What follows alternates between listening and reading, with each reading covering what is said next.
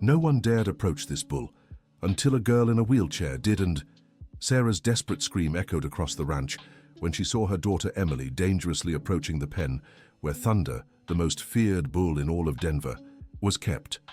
The 12-year-old girl, seated in her wheelchair, had managed to open the gate and was now stretching her small hand toward the massive, dark-furred animal that had already injured 3 experienced ranch hands. "Emily, get away! From there right now!" Sarah shouted, running toward the pen with her heart pounding. But something extraordinary happened. Thunder, who usually charged furiously at anyone who came near, stood perfectly still, staring intently at the girl. His nostrils flared slightly, as if trying to understand this presence so different from the others. "Easy, Thunder," Emily whispered in a soft voice that contrasted with the terror spreading across her mother's face. "I won't hurt you." Sarah stopped a few feet away, frozen between the fear of approaching and the desperation of seeing her daughter so close to the dangerous animal.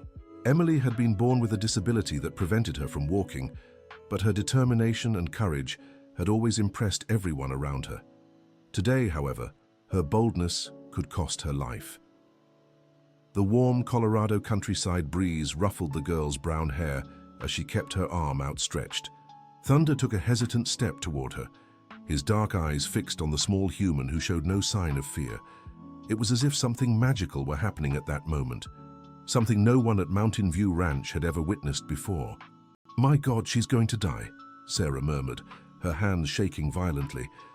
But instead of attacking, Thunder slowly lowered his massive head toward Emily's outstretched hand. Time seemed to stand still. All the ranch noises faded away. Even the other animals appeared to be watching this impossible scene. That was when Robert Johnson, the ranch foreman, came running with 3 other hands, all armed with ropes and sticks. "Mrs. Sarah, you need to get out of there. We'll scare the beast off," Robert shouted, ready to throw a rock at the bull. "No!" Emily yelled for the first time, turning sharply. "You'll frighten him." The girl's unexpected reaction made Thunder back up a few steps, his ears twitching nervously. The moment of connection had been broken. The bull began showing signs of agitation again, pawing the ground with increasing force. Robert seized the distraction and rushed toward Emily, grabbing her wheelchair and pulling her away from the pen, just as Thunder finally charged the wooden fence, shaking it violently with the impact of his horns. "Emily, my baby!" Sarah ran to embrace her daughter, tears streaming down her face. "You could have been seriously hurt." "But Mom, he wasn't going to hurt me," Emily insisted, looking over her shoulder at Thunder, who now paced restlessly inside the pen. "He was calm with me." Robert shook his head in disbelief. At 52, he had worked with cattle his entire life and had never seen anything like it. Thunder was known throughout the region as an untamable beast. He had arrived at the ranch 6 months ago, brought in from another state, and had been nothing but trouble ever since. "Young lady, that bull has already injured 3 experienced men. Just yesterday, he nearly trampled Dave when he tried to put feed in the trough," Robert explained, wiping sweat from his brow with a handkerchief. "You can't play around." With these things, Sarah held Emily's shoulders firmly, still trembling from the shock. She was a 43-year-old woman who had dedicated her life to caring for her daughter after her husband Michael had left 3 years ago, unable to handle the challenges of Emily's disability. Since then, Sarah had worked as the manager of Mountain View Ranch, a property owned by the Sullivan family for 3 generations. "Emily, you promised me you'd stay away from the large animals," said Sarah, trying to steady her trembling voice. "You know it's dangerous." "But Mom, I heard him crying last night," replied Emily, her blue eyes shining with a determination Sarah knew well. "He's not bad, he's just scared." Dear listener, if you're enjoying the story, please take a moment to like and especially subscribe to the channel. It helps us a lot as we're just starting out. Now, continuing, Robert and the other ranch hands exchanged worried glances. They knew Emily was a special child, not just because of her disability, but because of her inexplicable connection with the ranch animals. Since she was little, she had shown an unusual ability to calm nervous horses and even convince the most skittish chickens to let themselves be picked up. But Thunder was different. Thunder was dangerous. "Mrs. Sarah, with all due respect," began Robert, removing his worn leather hat. Maybe it'd be best if you talk to Mr. Thomas about getting rid of that animal. He's causing a lot of trouble, and now with the girl taking an interest in him." Sarah sighed deeply. Thomas Sullivan was the ranch owner, a 61-year-old man who had inherited the property from his father. He was fair but practical, and she knew he wouldn't hesitate to take drastic measures if he thought Emily was in danger. "You're right, Robert. I'll talk to him today," Sarah agreed, pushing Emily's wheelchair toward the main house. "And you, young lady, are not leaving the house again without my permission." Emily didn't respond, but her gaze remained fixed on Thunder as they moved away. The bull had stopped pacing and now stared directly at her, as if understanding that something important had happened between them. The house where Sarah and Emily lived was about 200 yards from the main ranch house. It was a simple but cozy building, with a covered porch and a well-tended garden that Emily had insisted on planting with her own hands. The whitewashed walls reflected the strong afternoon sun, creating a warm atmosphere that contrasted with the tension of the moment. "Mom," Emily said as Sarah helped her inside, "you can't let Mr. Thomas hurt Thunder." Sarah stopped in the middle of the room, looking at her daughter with a mix of love and worry. Emily had always been a determined child, but since her father left, she had become even more stubborn, as if wanting to prove to the world she could face any challenge. "Emily, I understand you care about the animals, but Thunder isn't like the others. He's already caused so much trouble and—" "He's just scared," Emily interrupted, her small hands gripping the wheels of her chair. "When Dad left, remember how angry I got at everyone who tried to get close? It was because I was scared and sad. Thunder's the same." Her daughter's words hit Sarah like a punch to the gut. Emily rarely spoke about her father's departure, and when she did, she always showed a maturity that broke Sarah's heart. Michael had chosen to leave when Emily's medical bills became too high, and when he could no longer handle the pressure of having a disabled daughter. "My dear, I know you want to help, but we can't always save everyone," Sarah said, kneeling beside Emily's wheelchair. "Sometimes circumstances are stronger than our will." "But what if I can prove he's not dangerous?" insisted Emily. "What if I can show everyone that he just needs someone who isn't afraid of him?" Sarah looked into her daughter's eyes and saw the same determination she had seen so many times before.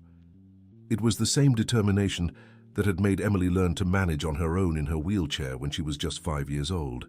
The same that had made her insist on attending the regular school in town, even facing prejudice from other kids. The same that made her wake up every day with a smile, despite all the difficulties. "Emily, it's not that simple. Please, Mom, give me a chance. Just 1 week.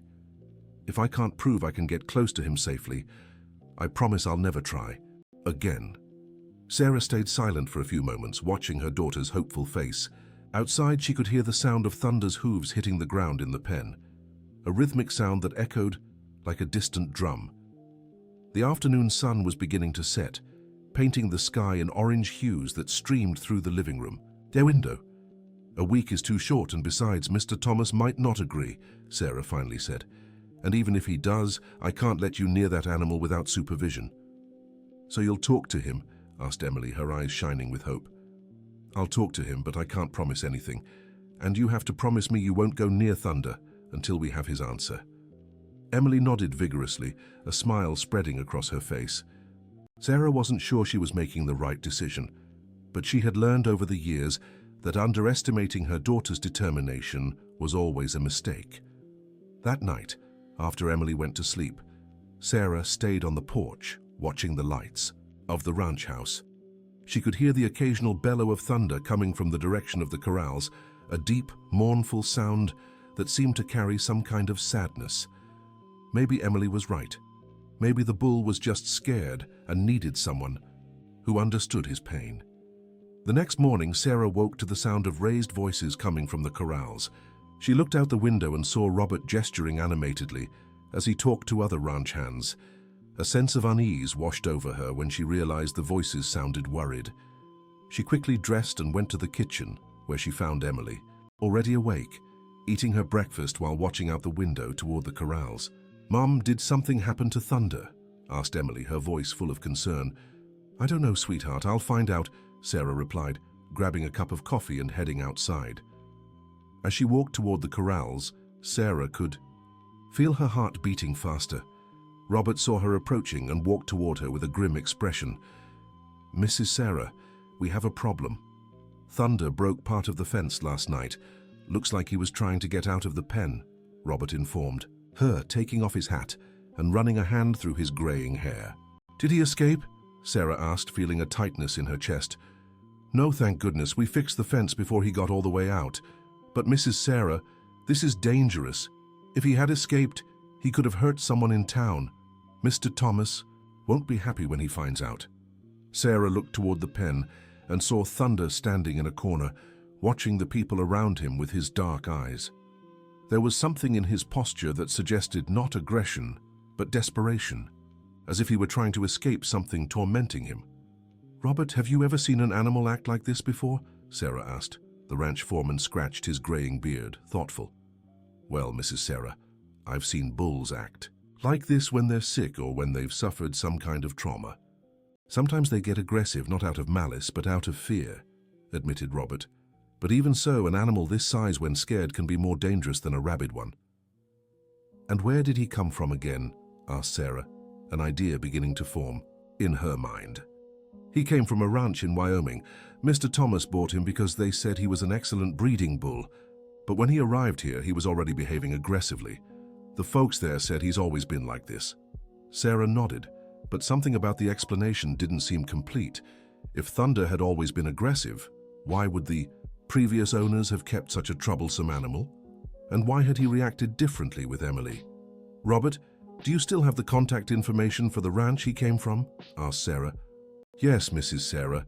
It's in the animal's paperwork in Mr. Thomas's office. Why do you want to know?" "Just curious. Maybe if we knew more about his past, we could better understand his behavior." Robert seemed skeptical, but agreed to show her the documents later. Sarah returned home with her mind buzzing with questions. There was something about Thunder that wasn't being said, and she was determined to find out what it was. When she got home, she found Emily on the porch, anxiously looking toward the corrals. "Mum, what happened? I heard a lot of shouting," Emily asked immediately. Sarah hesitated for a moment, but decided to tell her daughter the truth. Emily had always valued honesty, and hiding the situation would only make her more anxious. "Thunder tried to break through the fence last night. Robert thinks he was trying to escape," Sarah explained, sitting beside her daughter. "I knew it," Emily exclaimed, clapping her hands. "He wants to leave because he's unhappy here. Mom, this proves he's not bad. He's just trying to go home."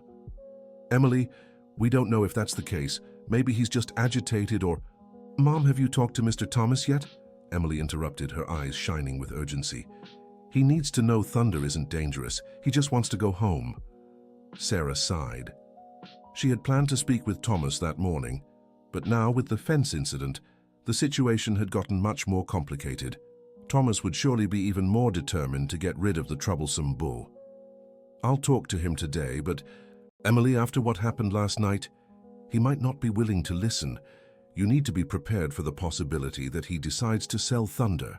Or worse," Emily murmured, a shadow of sadness crossing her face. Sarah felt a pang in her heart.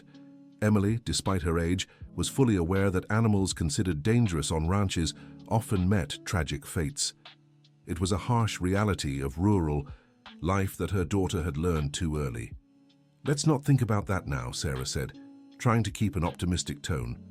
"First, I'll talk to Mr. Thomas and see if we can find a solution." Around 10 in the morning, Sarah headed to the main ranch house. The Sullivan family's grand home was an imposing structure from the last century, with wide porches and wooden columns that showcased the prosperity of 3 generations of ranchers. Thomas received her in his office, a spacious room decorated with cattle show trophies and old family photographs. "Sarah, I'm glad you came," Thomas said, gesturing for her to sit in a worn leather armchair. "I assume Robert has already told you about the incident with the bull." Thomas Sullivan was a tall, robust man with completely white hair and shrewd eyes that had seen decades of agribusiness dealings. He had always treated Sarah and Emily with kindness, especially after Michael left, but she knew he was, above all, a practical man. "Yes, Mr. Thomas, actually, that's what I wanted to talk to you about," Sarah began, feeling her hands tremble slightly. Sarah, I'll be straight with you. That bull is becoming a serious problem. I can't risk anyone getting hurt anymore. I've already contacted a meatpacking plant in Denver. They'll pick him up next week. Sarah's heart sank. She knew exactly what that meant, and she also knew how Emily would react when she found out. Mr. Thomas, I understand your concern, but I'd like to propose something before you make a final decision, Sarah said, trying to keep her voice steady. Thomas raised an eyebrow, curious. I'm listening. My daughter Emily has a special connection with animals. Yesterday, when she approached Thunder, he didn't show any aggression. In fact, he seemed almost gentle, Sarah explained, choosing her words carefully. Sarah, I heard about what happened yesterday. Robert told me you all had quite a scare, Thomas replied, his voice showing genuine concern. I can't allow Emily to put herself at risk like that. I know, Mr. Thomas, and that's why I'm here. Emily believes she can help Thunder, and I'd like to ask you for 1 week. 1 week to prove he can be tamed, under constant supervision. Of course. Thomas leaned back in his chair, studying Sarah intently. He had known the family for 3 years, and had seen firsthand Emily's determination to overcome her challenges. He also knew Sarah was an exceptional worker, organized and reliable. Sarah, I care deeply for both of you, you know that. But we're talking about an animal weighing over 1,300 pounds that's already injured 3 grown men. I can't put a child at risk, especially one who can't run if something goes wrong. Mr. Thomas, I wouldn't ask if I didn't believe it was possible. Emily has a gift with animals that I can't explain. And besides, maybe the issue with Thunder isn't that he's naturally aggressive. Maybe he's suffered some trauma in the past. Thomas fell silent for a moment, drumming his fingers on the mahogany desk. Outside the window, the sounds of the ranch's other animals and the routine work of the hands could be heard. What kind of trauma? He finally asked. I'm not sure, but I'd like to look into it. With your permission, I'd like to contact the ranch he came from. Maybe they can give us more information about his behavior. Sarah, even if you found out he'd been traumatized, it wouldn't change the fact that he's dangerous now.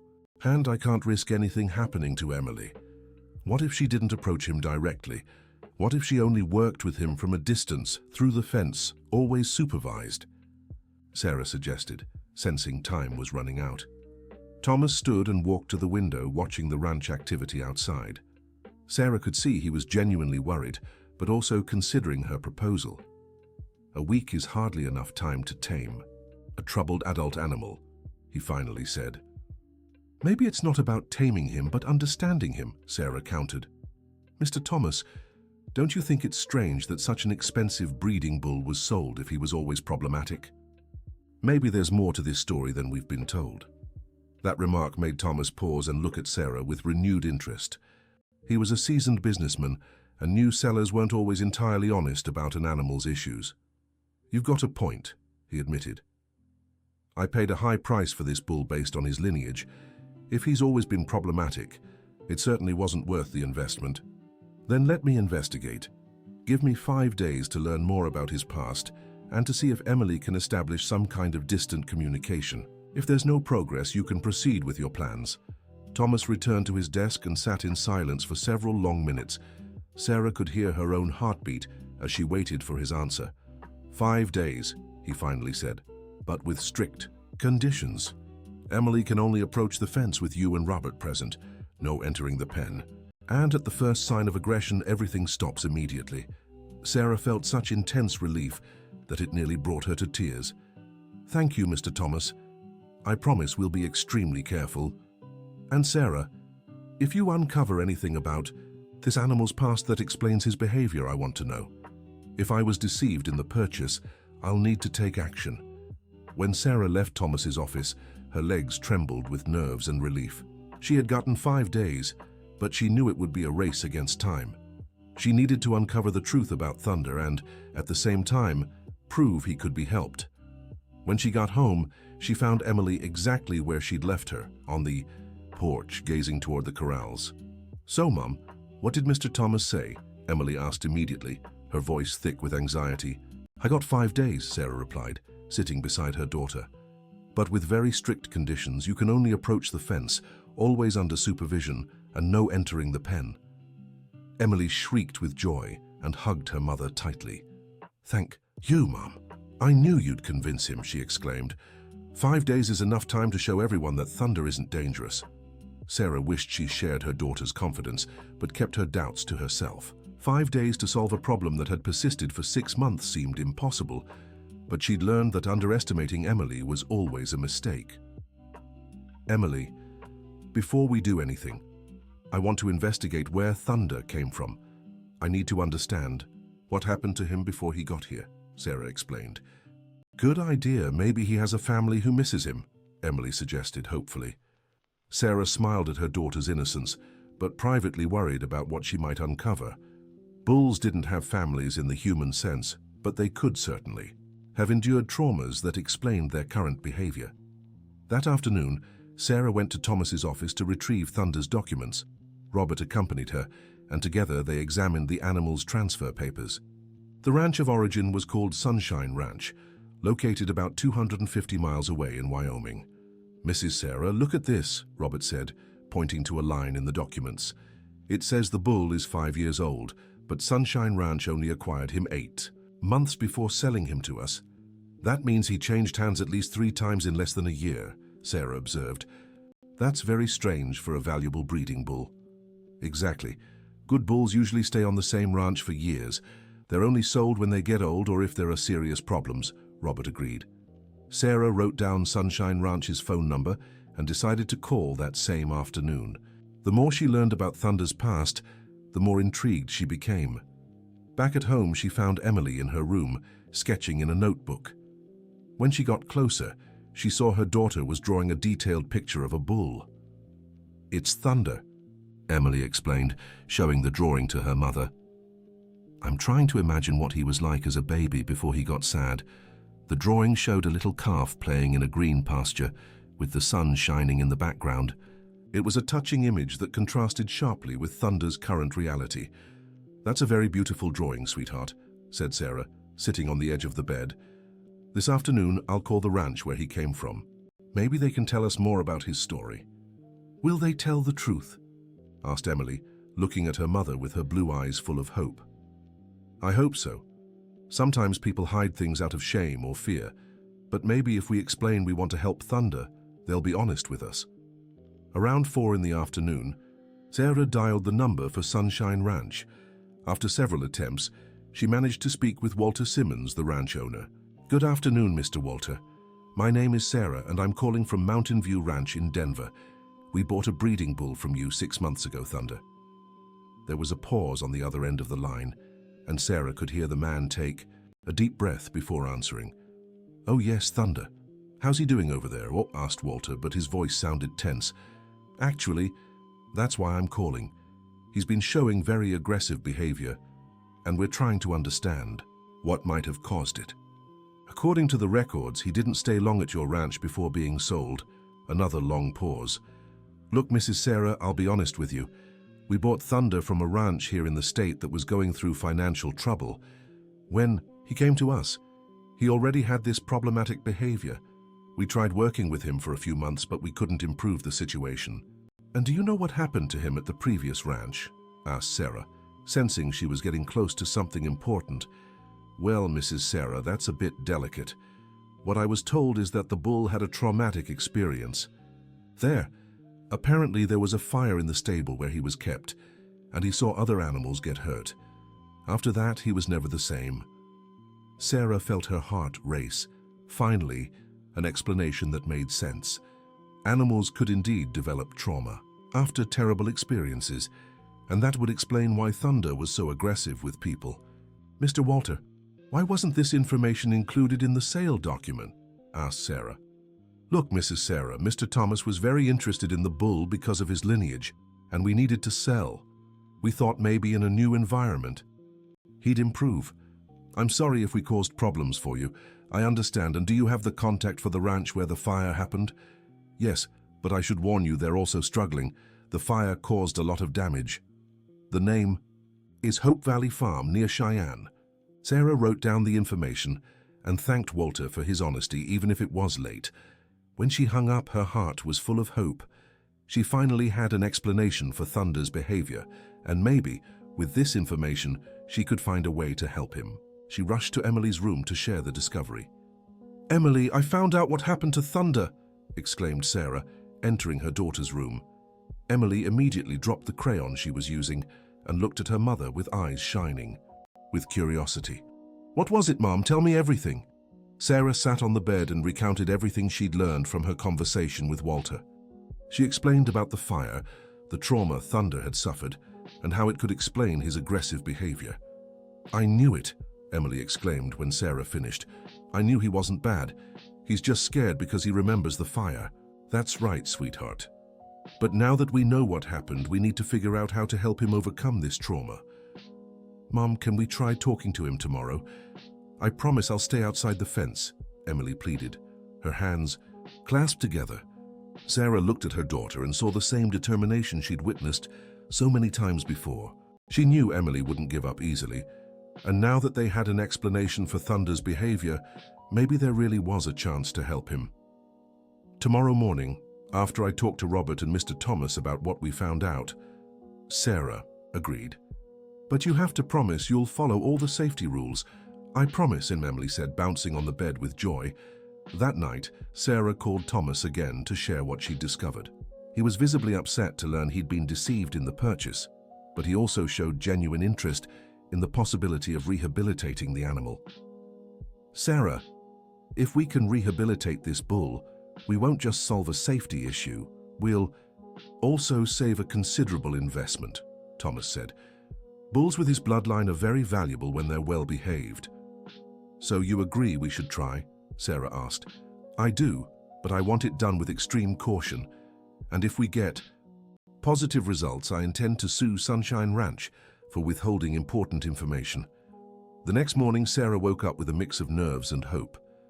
She'd spoken to Robert the night before, and he'd agreed to supervise Emily's first attempt to communicate with Thunder. The foreman, though skeptical, was curious to see if the trauma theory really explained the animal's behavior. After breakfast, Sarah, Emily, and Robert headed to the pen where Thunder was kept. The bull stood in the farthest corner chewing grass, but lifted his head when he saw them approaching. "Remember, Emily, you stay outside the fence the whole time," Sarah said, positioning her daughter's wheelchair at a safe distance. "I remember, Mom," Emily replied, but her eyes were fixed on Thunder. Robert stood beside them holding a long pole, ready to step in if needed. He'd worked with cattle for decades, but had never witnessed a behavioral rehabilitation attempt like this. "Hi, Thunder," Emily said softly.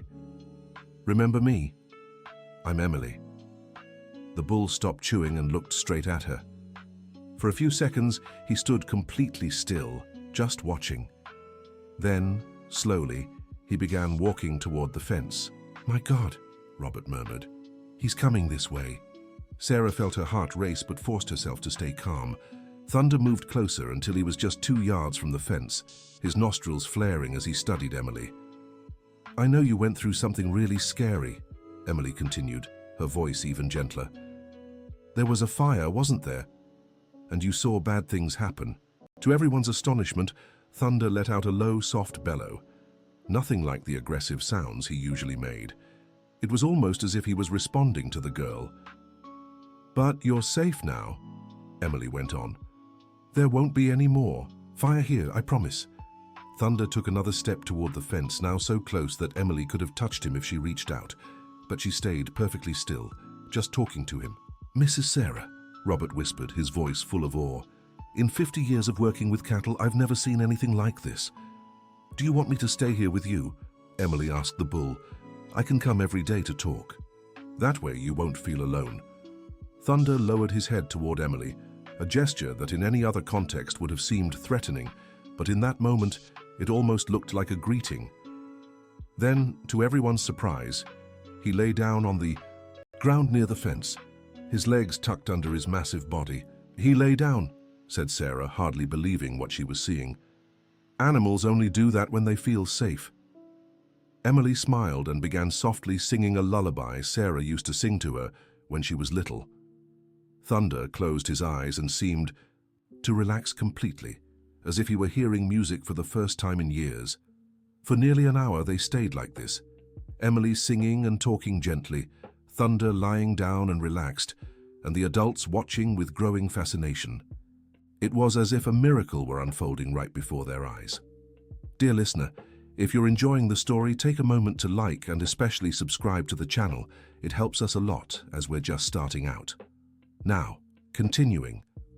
When they finally decided it was time to head back home, Emily said goodbye to Thunder, promising to return the next day. The bull stood up and watched her leave, letting out another soft moo that sounded almost like a farewell. "Robert, what do you make of what we just saw?"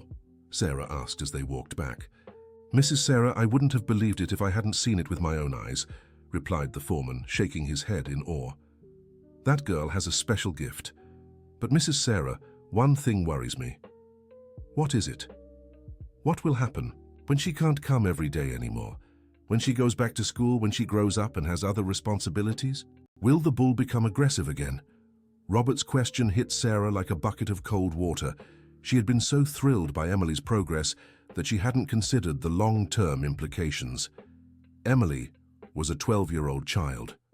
It wasn't realistic to expect her to spend the rest of her life caring for a traumatized bull.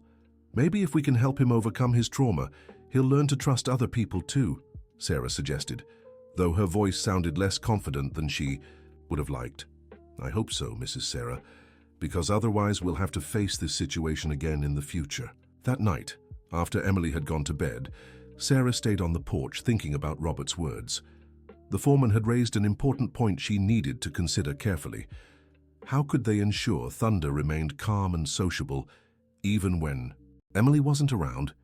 She decided to research traumatized animal rehabilitation online. She discovered there were specific techniques to help animals that had suffered trauma, including gradual desensitization and associating positive experiences with situations that once caused fear. The next morning, armed with this new information, Sarah presented a more structured plan to Thomas. She suggested that, in addition to daily sessions with Emily, they bring in a veterinarian specialized in animal behavior to evaluate Thunder and develop a comprehensive rehabilitation program. "That's a good idea, Sarah," Thomas agreed. "I know a vet in Denver who has experience with cases like this, Dr. Richard Peterson. I'll call him today." "And, Mr. Thomas, maybe we should also consider making Thunder more sociable with other people, not just Emily," Sarah suggested. "You're right. As impressive as her connection with the animal is, we can't rely solely on a child to keep a bull calm." Dr. Richard arrived at the ranch on the afternoon of the second day. He was a middle-aged man with graying hair and a calm demeanor that inspired trust. He watched Emily interact with Thunder for over an hour before making any comment. "It's truly extraordinary," the vet finally said. "I've never seen a traumatized animal respond so positively to one specific person." "Doctor, is there any way to transfer this trust to other people?" asked Sarah. "There is, but it's a long and delicate process. Traumatized animals tend to form very specific bonds with those they perceive as safe. The challenge is gradually expanding that circle of trust." Dr. Richard explained that it would require a multi-week program where other people would be gradually introduced to the sessions with Emily, always respecting Thunder's pace of acceptance.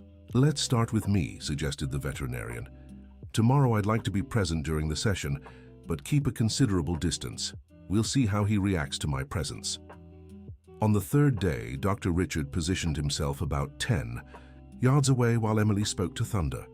The bull noticed the stranger immediately, his ears twitching nervously, but he showed no aggression.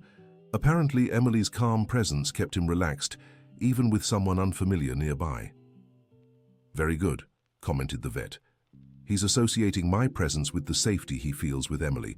Tomorrow, I'll try to get a little closer." It was on the fourth day that the first serious problem arose. Emily had woken up with a high fever in the middle of the night, and Sarah had to take her to the doctor in town. With Emily sick, there was no morning session with Thunder. Around noon, Robert appeared at Sarah's house with a worried expression. "Mrs. Sarah, Thunder is getting restless. He keeps looking this way as if searching for the girl, and he's starting to paw at the ground." Sarah felt a tightness in her chest. Emily was still asleep. Her fever had gone down a little, but she was clearly too weak to leave the house. "Is he aggressive?" Sarah asked. "Not yet, but he's unsettled.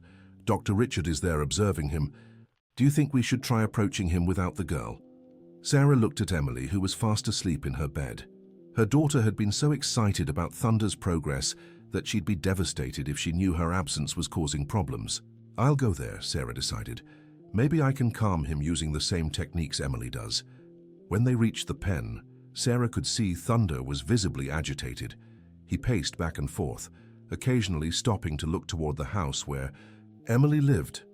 Dr. Richard watched the animal carefully, taking notes in a notebook. "Doctor, is he waiting for Emily?" Sarah asked. It seems so. Animals are creatures of habit, and he'd already grown used to her daily visits. Her sudden absence has left him confused and anxious. Sarah approached the fence and tried speaking to Thunder in the same gentle way Emily did. "Hi, Thunder. I'm Sarah, Emily's mom. She can't come today because she's sick, but she'll be back tomorrow." Thunder stopped pacing and looked at Sarah, but his posture remained tense. He clearly recognized her, but didn't show the same trust he had with Emily. "Keep talking," Dr. Richard encouraged. "Your voice might have a calming effect, even if it's not as strong as Emily's."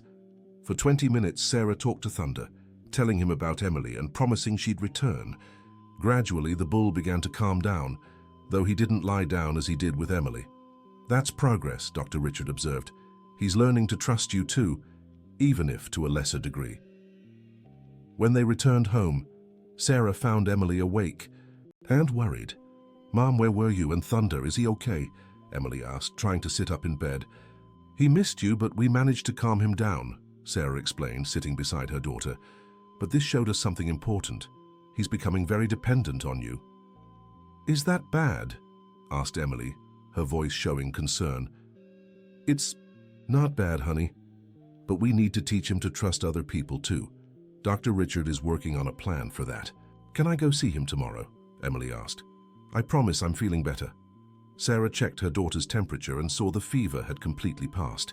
Emily did seem much better, and Sarah knew her worry for Thunder might even be slowing her recovery. "If you're truly fine tomorrow morning, we can make a quick visit," Sarah agreed. On the 5th day, the final deadline Thomas had given, Emily was fully recovered. She insisted on going to see Thunder first thing, eager to make sure he was okay after her absence. When they reached the pen, Thunder was clearly waiting for her. As soon as he saw her, he walked up to the fence and let out a soft moo that sounded almost like a happy greeting. "Hi, Thunder. I missed you too," Emily said, smiling widely. "I heard you were worried yesterday. Sorry I couldn't come." Dr. Richard, who was observing the scene, motioned for Sarah to come closer. "Today's the day of truth," he said quietly. "Let's see if we can expand his circle of trust. I want Robert to approach gradually, while Emily is talking to him." Robert, who was standing a few feet away, looked nervous at the suggestion. "Doc, I've dealt with this bull before. He doesn't like me," the foreman said. "That's exactly why we need to try," Dr. Richard replied. "If we can get him to accept someone he's already associated with negative experiences, it'll be a big breakthrough." Very slowly, Robert began moving toward the fence where Emily was talking to Thunder. The bull noticed the movement immediately, his ears twitching in the foreman's direction. "Easy, Thunder," Emily said softly. "Robert is my friend. He takes care of all the animals here at the ranch. He's nice."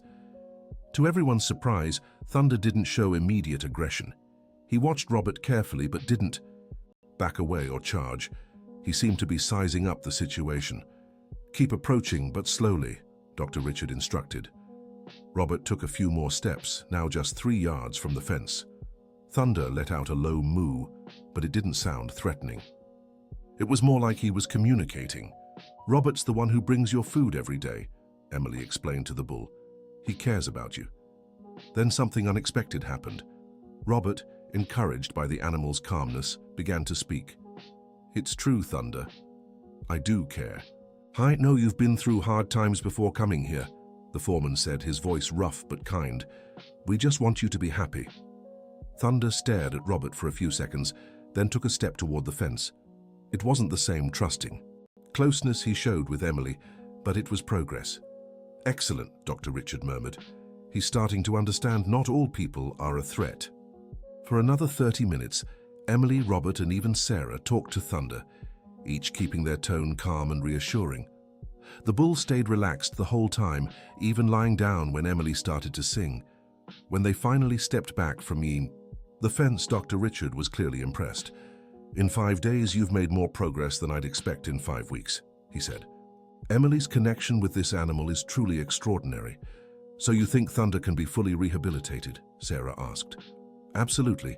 It'll take time and patience, but I believe so. And more importantly, he's learning to trust people besides Emily. That's crucial for his long-term well-being." When Thomas arrived to see the final results of the 5-day experiment, he was met with a scene that left him speechless. Emily was sitting in her wheelchair near the fence, reading a book aloud to Thunder, who lay on the other side of the fence, seemingly listening to every word.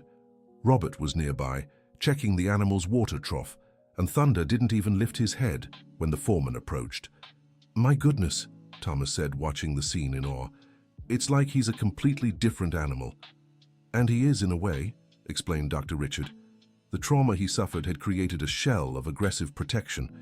Emily managed to break through that shell and show him that not all humans are a threat." "Doctor, how much longer would it take to complete his rehabilitation?" Thomas asked. "I'd say a few more weeks of consistent work, and he should be ready to interact normally with the ranch staff. Of course, always maintaining basic safety precautions." Thomas nodded, clearly pleased with what he was seeing. "Sarah, you've exceeded all my expectations," he said. "Not only did you save a considerable investment, but you also proved there's always hope, even in the toughest situations." Emily looked up from her book and smiled at Thomas. "Mr. Thomas, can I keep visiting Thunder every day? He likes it when I read to him." "Of course you can, Emily. And I have a proposal for you and your mother," Thomas said, a smile spreading across his face. "How about we make it official? Emily could be Thunder's special caretaker, and Sarah, you, could become our animal welfare coordinator. I've seen how you handle these situations, and I think we have a lot to learn from you."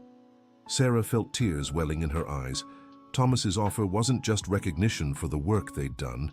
It also meant extra financial security and a chance to work with something she'd discovered she was passionate about. "It would be an honor, Mr. Thomas," Sarah replied, her voice thick with emotion. "And can I teach other animals who are sad?" Emily asked, her eyes shining with excitement. "With supervision and when it's safe, of course," Dr. Richard answered. "You have a natural talent that could help many animals." In the weeks that followed, the routine at Mountain View Ranch changed completely. Every morning, Emily visited Thunder, sometimes reading to him, sometimes just talking, sometimes singing. The bull had not only become gentle but truly sociable, greeting visitors and allowing other ranch workers to approach without issue. Dr. Richard continued visiting the ranch once a week, both to monitor Thunder's progress and to teach Sarah basic animal behavioral therapy techniques. Emily became his unofficial assistant, showing an instinctive ability to understand animals' emotional needs. A month after the initial incident, a horse rescued from an abusive situation arrived at the ranch. The animal was extremely skittish and aggressive, refusing to let anyone near. "Mom, can I try to help him too?" Emily asked when she heard about the new arrival. "Let's talk to Dr. Richard first," Sarah replied. "Every animal is different and has its own needs."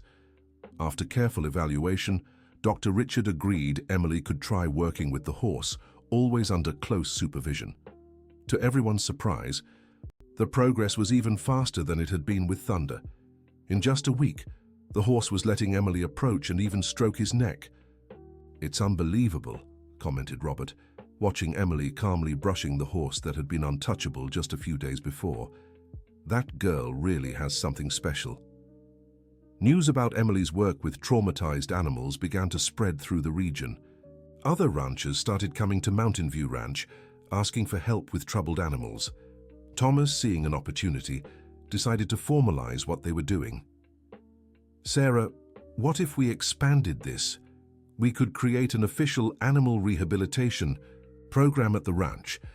It would be an additional source of income, and at the same time we'd be providing an important service to the community," Thomas suggested.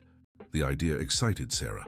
Not only would it be a chance for professional growth, but it would also allow Emily to further develop her natural talent.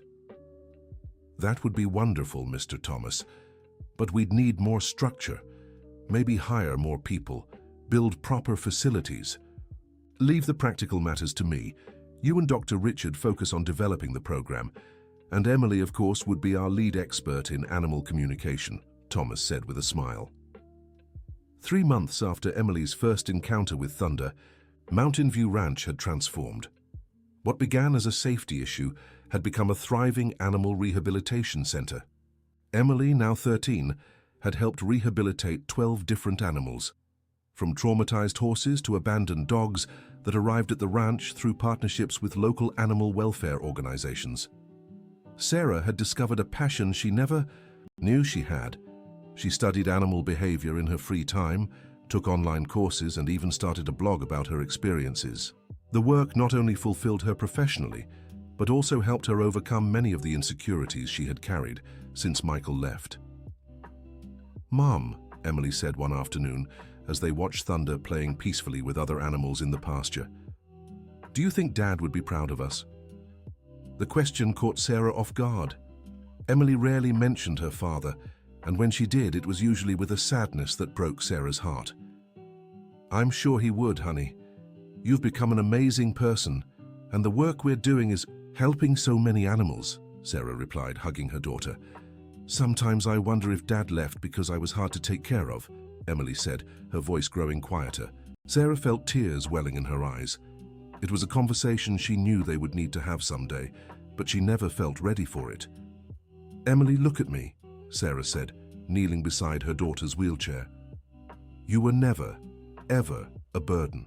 What happened with your father had nothing to do with you. He had his own fears and limitations that he couldn't overcome. But if you could walk, maybe we never would have discovered your special gift with animals," Sarah interrupted.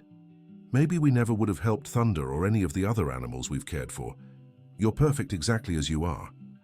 Emily fell silent for a moment, watching Thunder, who had come closer to the fence and now observed them with gentle eyes. "You know what Thunder taught me," Emily finally said. "What?" "That sometimes we get scared and act strange, but that doesn't mean we're bad. It just means we need someone who's patient and who cares about us." Emily's words touched Sarah's heart deeply. Her 13-year-old daughter had understood something about compassion and acceptance that many adults spend a lifetime trying to learn. "You're right, sweetheart, and you know what? Working with you and these animals, I've learned a lot about myself too." "What did you learn?" "I learned that I'm stronger than I thought. I learned that I can face challenges that once seemed impossible. And I learned that sometimes life's greatest blessings come disguised as problems," explained Sarah. That night, after Emily went to sleep, Sarah received an unexpected call. It was Michael. "Sarah? It's me, Michael. I know it's been a long time, but I'd like to talk," said the familiar voice on the other end of the line. Sarah felt her heart race. It had been over a year since she last spoke to her ex-husband. "Michael, what do you want?" she asked, trying to keep her voice neutral. "I heard about the work you're doing at the ranch. I saw an article in the local paper about Emily and her gift with animals. I'm proud of her, of both of you." "Where did you see that?" asked Sarah, surprised. "I'm back in the area. I started a new job here in Denver." "Sarah, I know I have no right to ask for anything, but I'd really like to see Emily, see how she's doing." Sarah was silent for a moment, processing the information. Part of her was furious at Michael for showing up like this, out of nowhere, after so long. But another part knew Emily had the right to see her father if she wanted to. "Michael, you left when she needed you most. You can't just show up now and expect everything to go back to normal," said Sarah, her voice heavy with emotion. I know I made a terrible mistake. I was scared, Sarah. Scared I wouldn't be good enough for her, scared of the costs, scared of everything.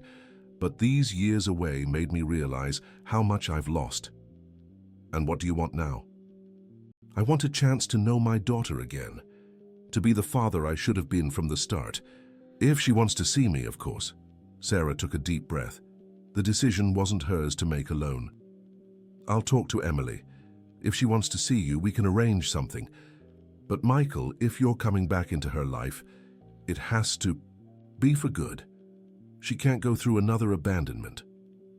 I understand, and Sarah, thank you for everything you've done, for being the mother and father she needed when I didn't have the courage to be. When she hung up, Sarah stayed on the porch for a long time, watching the stars and thinking about how much life had changed. 2 years ago, she was struggling to keep her head above water, raising a daughter with disabilities alone and trying to make ends meet. Now she had a thriving career, Emily was flourishing, and the man who had abandoned them wanted to come back. The next morning, as they had breakfast, Sarah decided to talk to Emily about Michael's call. "Emily, I need to tell you something. Your father called last night," said Sarah, carefully watching her daughter's reaction. Emily stopped eating and looked at her mother with an unreadable expression.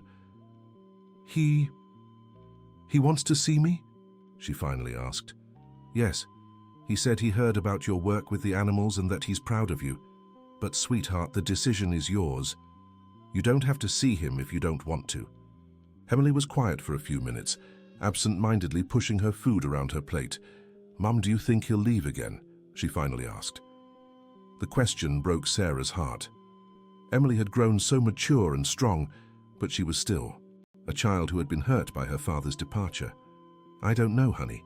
He said he wants to come back for good, but only time can prove that. And if I do want to see him, will you stay with me? If you want me there, of course."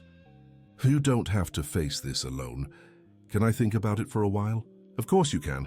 There's no rush. The decision is completely yours." That afternoon, Emily was quieter than usual during her visit to Thunder. The bull, with his characteristic sensitivity, seemed to sense something was troubling the girl. He approached the fence and gently rested his massive head near Emily's hand. "Hi, Thunder," Emily said softly. "I'm feeling a bit confused today." The bull let out a low, comforting moo. "You know, my dad wants to see me. He left when I was little because having a daughter like me was too hard for him," Emily continued, stroking Thunder's muzzle through the fence. "Do you remember when you first got here? You were so scared you wouldn't let anyone near you. But then you learned that not all people are dangerous. Do you think my dad can learn that too?" Thunder watched her with his dark, gentle eyes, as if he were truly listening and understanding her words. "What do you think I should do?" Emily asked. In response, Thunder gave her hand a gentle lick, a gesture of affection that always warmed Emily's heart. "You're right," she said, smiling for the first time that day. "Sometimes people deserve a second chance even when they've hurt us. But carefully, okay?" When they returned to the house, Emily asked to talk to Sarah. "Mom, I want to see Dad, but I want you to stay with me, and I want it to be here at the ranch," Emily said. "Why here at the ranch?" Sarah asked. "Because this is where I feel strong, and I want him to see the work I do. I want him to understand who I've become." Sarah smiled, impressed once again by her daughter's wisdom. "I think that's a great idea. I'll call him and arrange it." 3 days later, Michael arrived at Mountain View Ranch. Sarah met him at the main gate, and for a moment they stood in silence, processing all the feelings and memories his presence brought. Michael had changed. He was thinner, with more grey hair, and there was a sadness in his eyes that hadn't been there before. But there was also something new, a determination Sarah didn't remember seeing. "Sarah," he said softly, "thank you for allowing this." "I'm not doing this for you, Michael. I'm doing it for Emily," Sarah replied, her voice cool but not hostile. "I know, and that's how it should be." They walked in silence to the area where Emily was working with a young horse that had arrived at the ranch the week before. When Michael saw her, he stopped immediately. Emily had grown so much in the 2 years since he'd left. Not just physically, but there was a confidence in her posture, a determination in her movements that was striking. She was speaking softly to the horse, which clearly responded to her voice and gestures. "My God," Michael murmured. She's amazing."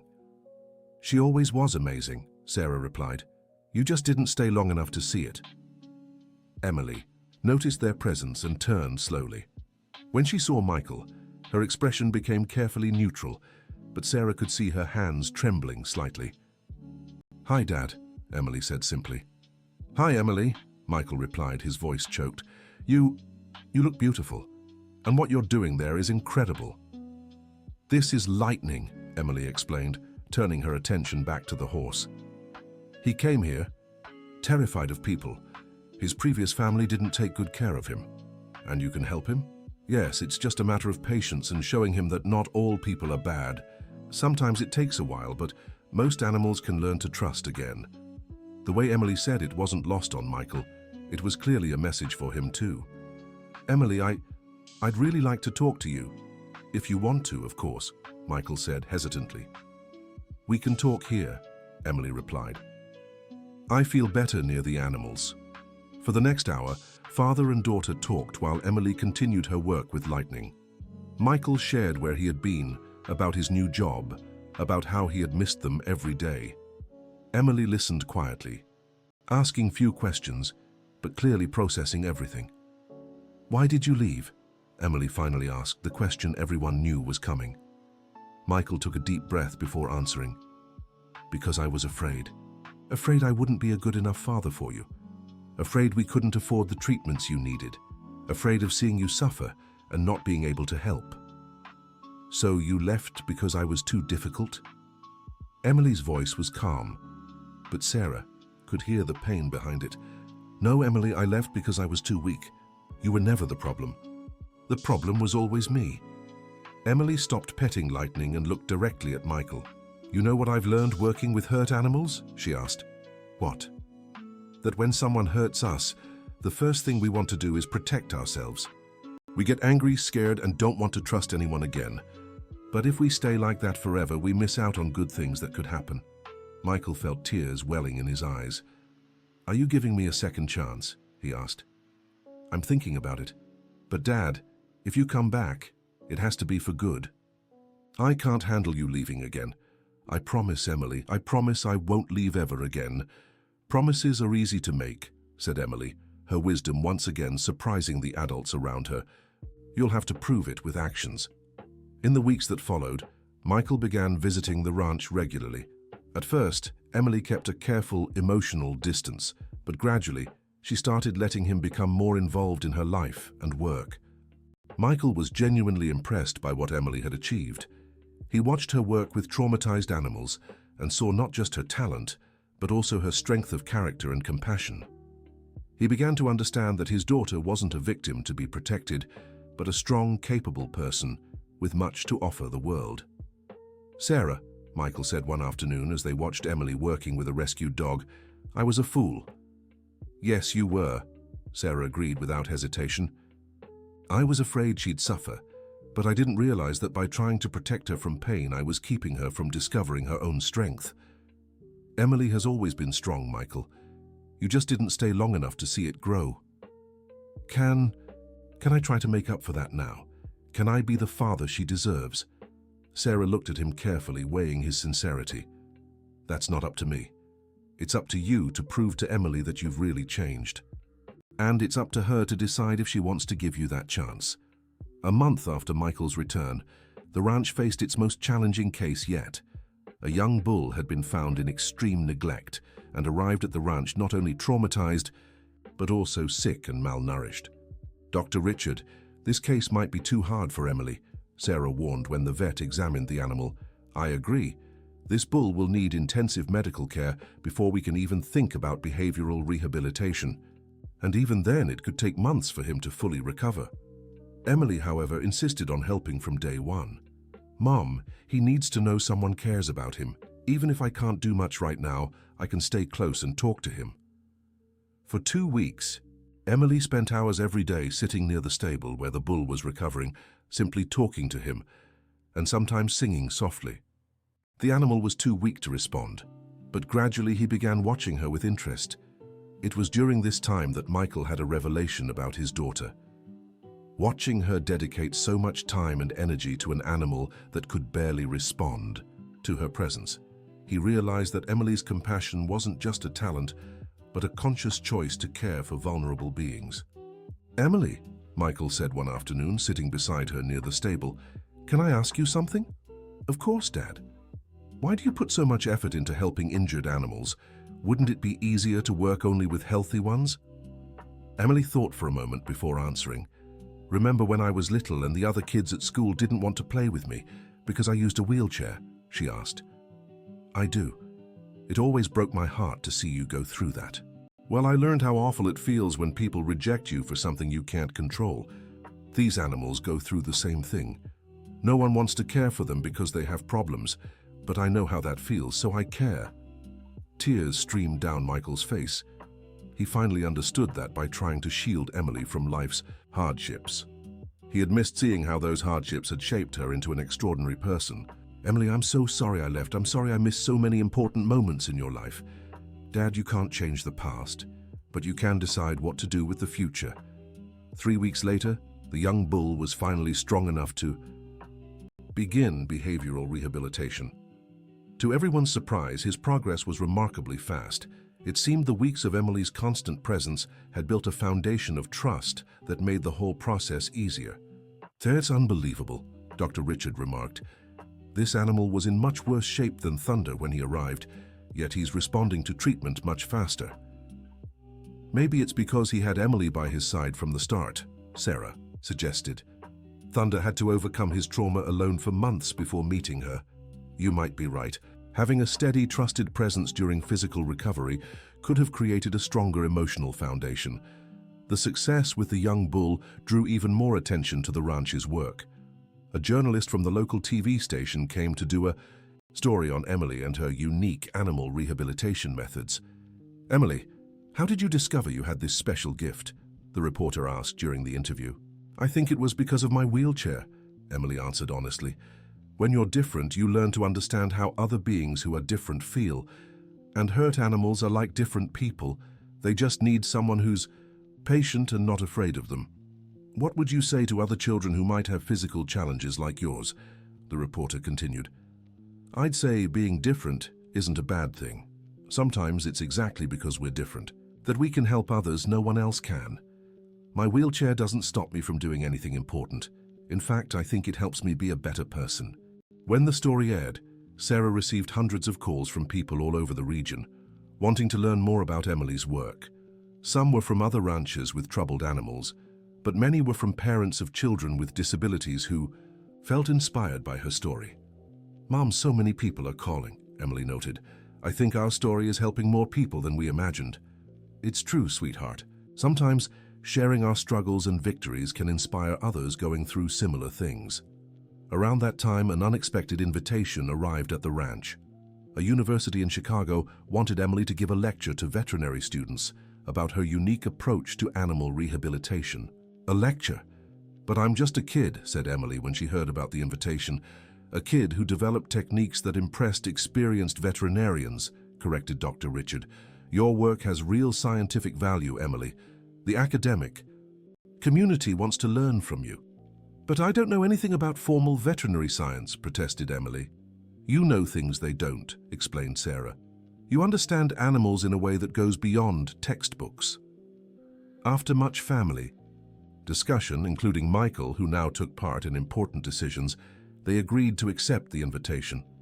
The lecture would be an opportunity, not just for Emily to share her knowledge, but also to show that people with disabilities could make meaningful contributions in fields traditionally dominated by non-disabled academics. On the day of the lecture, Emily was visibly nervous. It was the first time she would speak to such a large group of professional adults. What if they don't take me seriously? She asked Sarah as they prepared to leave. Sweetheart, you've already proven your worth through your results. The animals you've helped are the best evidence that your methods work. Besides, added Michael, who had insisted on coming with them, you'll be talking about something you love and understand deeply. That always makes people more eloquent. The lecture was a resounding success. Emily spoke for 40 minutes about her empathetic approach to animal rehabilitation, sharing specific stories about Thunder and other animals she had helped. Her sincerity and passion won over the audience immediately. During the Q&A, a professor asked a question that surprised everyone. Emily, have you ever considered writing a book about your methods?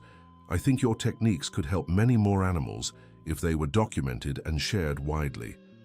Emily looked at Sarah in surprise. A book? I never thought about that, but it would be nice if it could help more animals. After the lecture, several people approached Emily with offers of collaboration. A publisher was interested in a book, an animal welfare organization wanted to partner with the ranch, and several veterinarians expressed interest in learning more about her techniques. "Mom, so much is happening," Emily said on the way home. "Sometimes I forget it all started with Thunder trying to break through a fence." "And look how far we've come," Sarah replied, smiling. "Sometimes life's greatest gifts come disguised as problems." "Just like Dad coming back," Emily observed. "At first I thought it would be a problem, but it's turning into something good." Michael, who was driving, felt his eyes fill with tears at his daughter's words. Over the past months, he had worked tirelessly to prove he had changed, actively participating in Emily's life and supporting her work in every way possible. "Emily, there's something I've been meaning to ask you," Michael said. "Have you forgiven me for leaving?" Emily was silent for a moment before answering. "Dad, I've learned from animals that forgiving doesn't mean forgetting what happened. It means deciding not to let past hurt keep you from being happy in the future. So yes, I forgive you. But I've also learned that trust has to be rebuilt slowly. And do you think I'm rebuilding your trust?" "I do. You're proving every day that you've really changed. And you know what else? I think leaving for a while helped you understand what you truly wanted. Sometimes people need to get lost to find themselves." In the months that followed, the family settled into a new normal. Michael had moved to a house near the ranch, allowing him to be part of Emily's daily life without pressuring Sarah for a romantic reconciliation she wasn't ready to consider.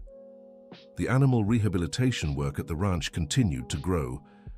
Emily had started writing her book with the help of a science journalist, and the project was attracting interest from publishers in several countries. One day, while working with a newly rescued animal, Emily made an observation that surprised everyone present. "You know, Mum, I was thinking about something. Remember when I was little and I'd get sad because I couldn't run like the other kids?" "I do remember, sweetheart. Well, now I realize that if I could run, maybe I'd never have learned to sit still and observe. And if I hadn't learned that, maybe I'd never have developed this connection with animals. My wheelchair didn't stop me from having a good life. In fact, it helped me find my purpose." Dr. Richard, who had been listening to the conversation, stepped closer to Emily. "Emily, that's a very profound insight. You've essentially discovered that what we perceive as limitations can actually be pathways to uncovering strengths we never knew we had." "Exactly," Emily exclaimed. "And you know what else? I think this applies to animals too. Thunder was traumatized by the fire, but that trauma also made him more sensitive to people's feelings. That's why he can tell when someone is scared or angry." "That explains a lot about why your methods work so well," Dr. Richard observed. "You don't try to fix the animals. You work with the traits they've developed, even the ones others see as problems." This conversation gave Emily a new perspective on her work and herself. She began developing a more articulated philosophy about animal rehabilitation, which would later become the foundation of her book. 6 months after her first lecture, Emily was invited to speak at other universities and even participate in an international conference on animal welfare. Sarah insisted that all these opportunities be carefully evaluated to ensure they didn't interfere with Emily's normal education or emotional well-being. "Emily, it's important you don't forget you're still a child," Sarah said one evening after Emily had spent the day working on her book. "You need time to play, to be with friends, to just be a 13-year-old girl." "I know, Mum, but this work doesn't feel like work to me. It's like playing, except I'm helping animals at the same time. Even so, we need to keep a balance. Dr. Richard agrees with me that you still need normal teenage experiences." That's why, when the local school invited Emily to give a talk about overcoming challenges for her peers, she hesitated at first. "Mum, what if the other kids get jealous or think I'm showing off?" Emily asked. "Honey, humility is important, but you shouldn't downplay your achievements either. Maybe your story could inspire other kids who are going through tough times." The school talk was different from the academic lectures Emily had given. She spoke more about her personal struggles, how she'd dealt with prejudice, and how she'd found her purpose. The response from her classmates was surprisingly positive. After the talk, several kids came up to talk to Emily. One girl in particular caught her attention. "Emily, I have dyslexia and I've always felt stupid in school, but listening to you, I realized maybe I just learned differently, the girl said. That's exactly it, Emily replied enthusiastically. Being different doesn't mean being worse. It just means you might have talents others don't. Conversations like these made Emily realize her work could have an impact far beyond the animals she rehabilitated. She was inspiring people to see their own struggles in a more positive light. That evening, during a family dinner, now including Michael, Emily made an announcement. I want to add a chapter to my book about how people can apply the same principles I use with animals to handle their own difficulties. What kind of principles? Asked Michael. Well, patience, empathy, not giving up when something doesn't work on the first try, trying to understand what's behind difficult behavior instead of just judging it, explained Emily. That would be wonderful, dear, said Sarah. Your work with animals truly offers valuable lessons for human relationships too. Emily's book, titled Wounded Hearts: Healing Lessons from the Animal Kingdom, was published a year later. It became a regional bestseller and attracted national attention. More importantly to Emily, the letters she received from readers showed her words were truly making a difference in people's lives. One letter in particular touched her deeply. It was from a mother of a child with autism who had been inspired by Emily's methods to connect better with her son. Dear Emily, the letter read, Your book taught me that my son doesn't need to be fixed. He needs to be understood and accepted. By applying your principles of patience and empathy, our relationship has improved tremendously. Thank you for showing me that differences can be gifts, not problems. Mom, look at this, said Emily, showing the letter to Sarah with tears in her eyes. Our story is helping other families. That's how the best stories work, dear.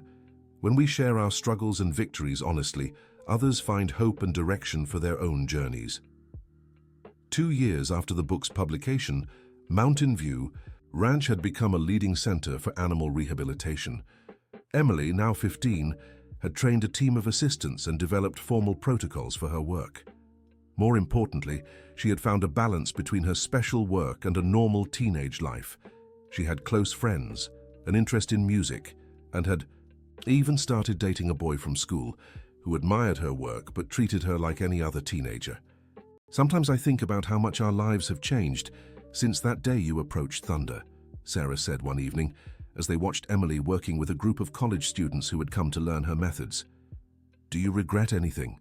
Asked Michael, who had joined them. I don't regret a thing, Sarah replied after a moment's thought. Not even the hard parts. They all brought us here. What about me? Do you regret giving me a second chance? Michael asked. Sarah looked at him, taking in how much he had changed over the years. He had become not just a present father, but also a genuine partner in supporting Emily's dreams. No, I don't. You've proven people can change when they truly want to, and Emily needed you back in her life. And us? Michael asked softly. Is there any chance of... Michael, we're fine just as we are now, Sarah gently interrupted. We're a family, but in a new way.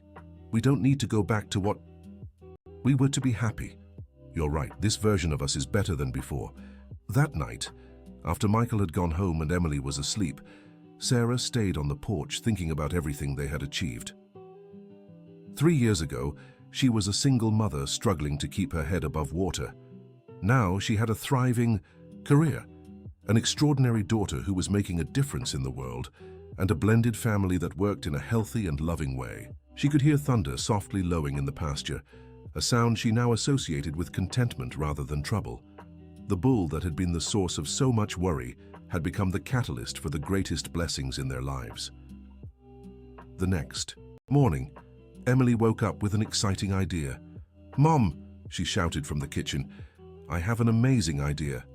Sarah rushed downstairs, wondering what new adventure Emily had planned. What is it, sweetheart? What if we created a program to teach other children with disabilities how to work with animals? Not just for rehabilitation, but as a form of mutual therapy, Emily explained, her eyes shining with excitement.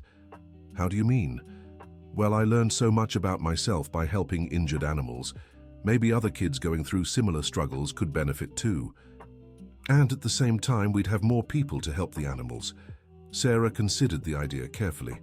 There was merit in the proposal, but also practical and safety complications that would need to be addressed. It's an interesting idea, Emily, but it would be a big project requiring a lot of planning and resources.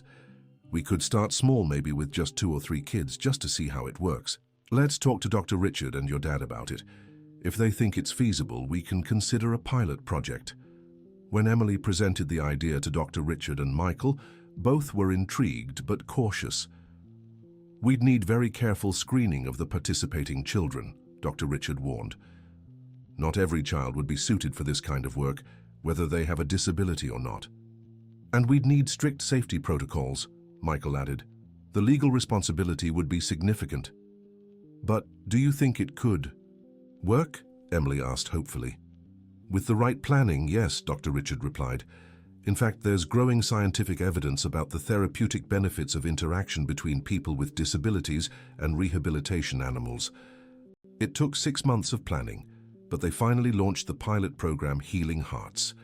3 children were selected, a boy with cerebral palsy, a girl with Down syndrome, and another boy who had lost a leg in an accident. The first day of the program was both thrilling and terrifying.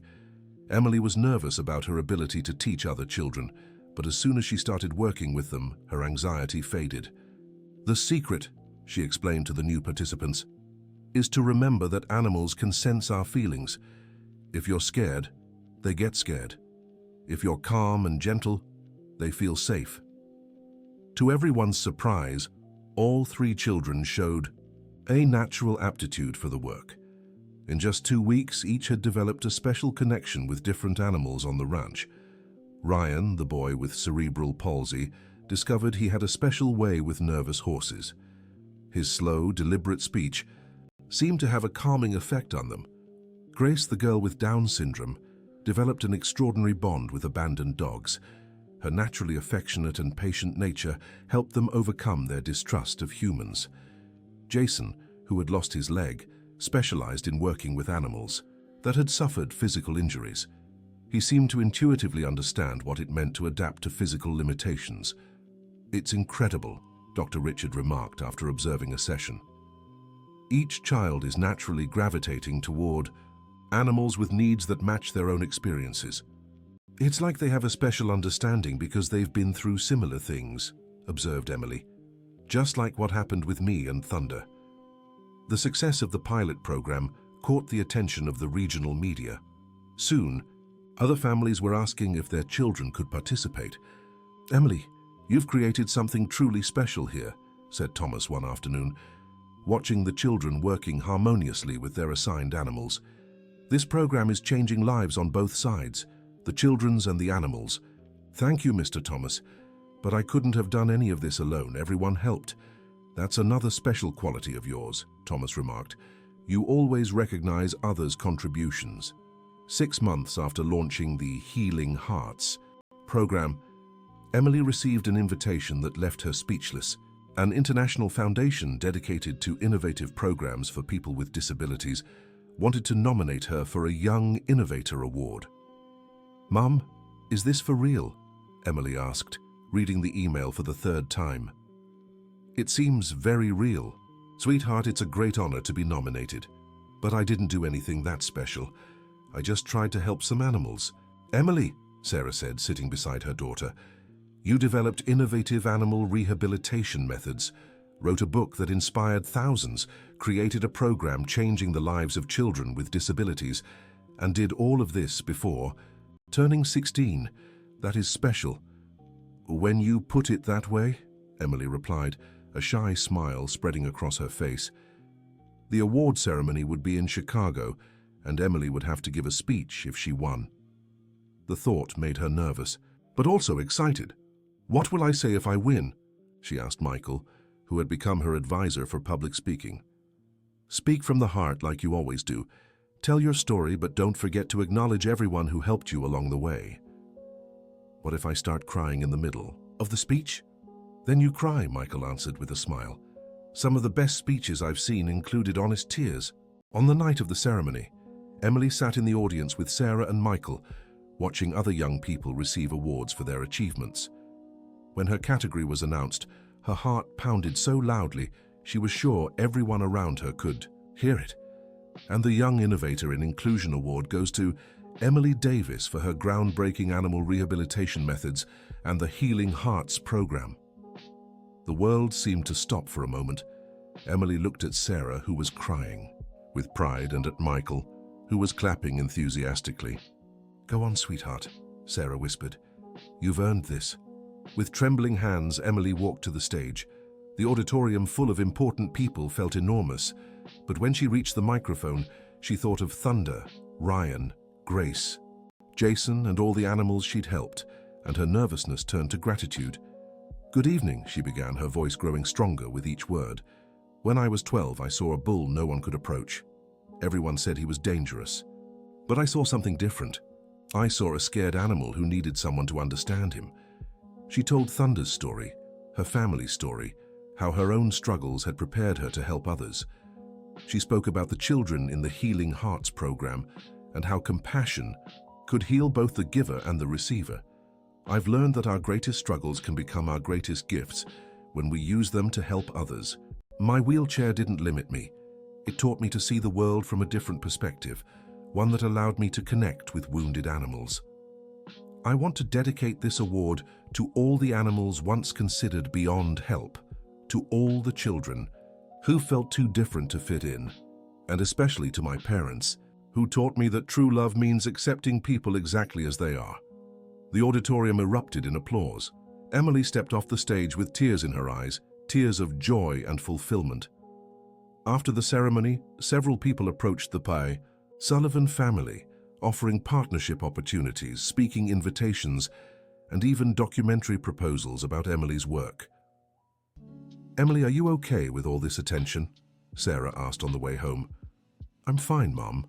It's a little overwhelming, but it's also exciting to think how many more animals and people we can help with all this exposure. Just remember, you don't have to accept everything. We can carefully choose the opportunities that truly align with your values and goals.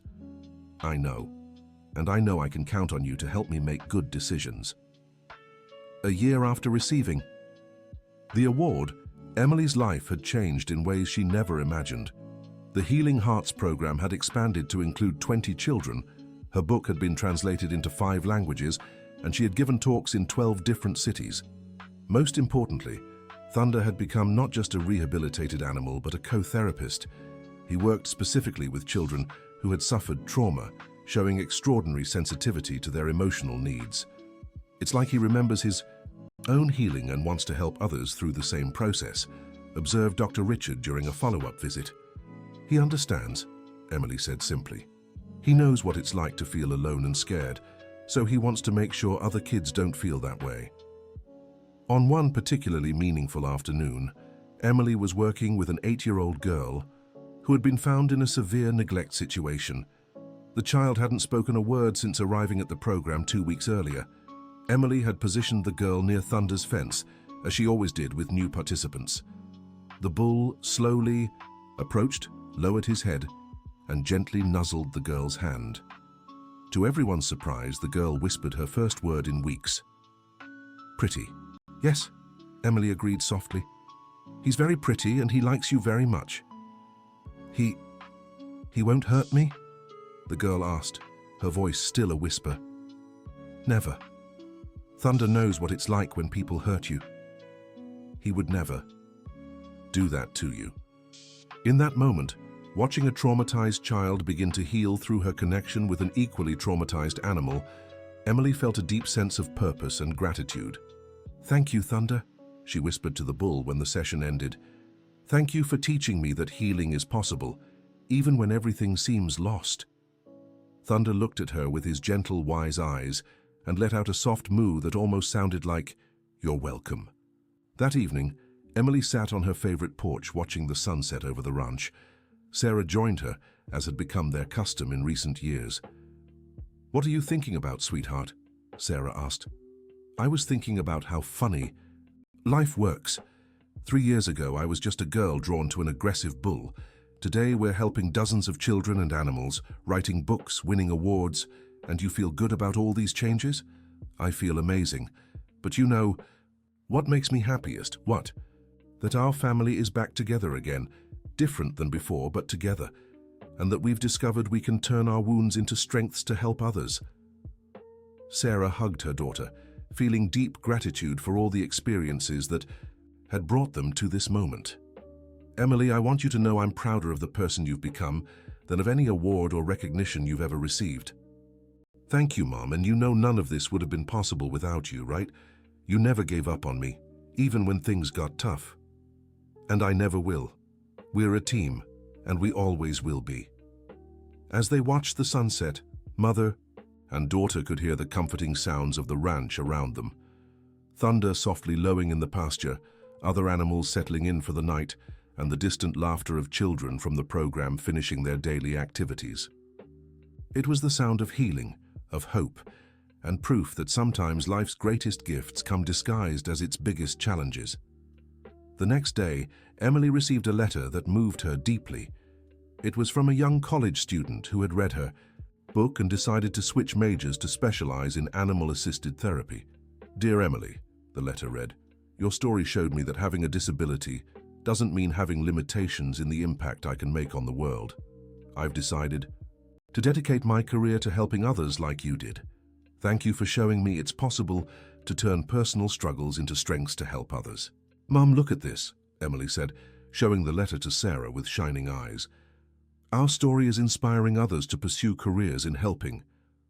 That's the most beautiful part, sweetheart. You haven't just helped animals and children. Directly, you've inspired others to become helpers too. It was then that Emily made an important decision about her future. Mom, I've decided what I want to study in college. What? Psychology with a focus on animal-assisted therapy. I want to formalize everything I've learned through practice, and I want to develop new methods to help even more people. Sarah smiled, unsurprised by her daughter's choice, but proud of her maturity and clarity of purpose. I think that's perfect for you, Emily. You'll be able to combine your hands-on experience with formal academic knowledge. And you know what else? I want my thesis to be about Thunder and all the other animals we've helped.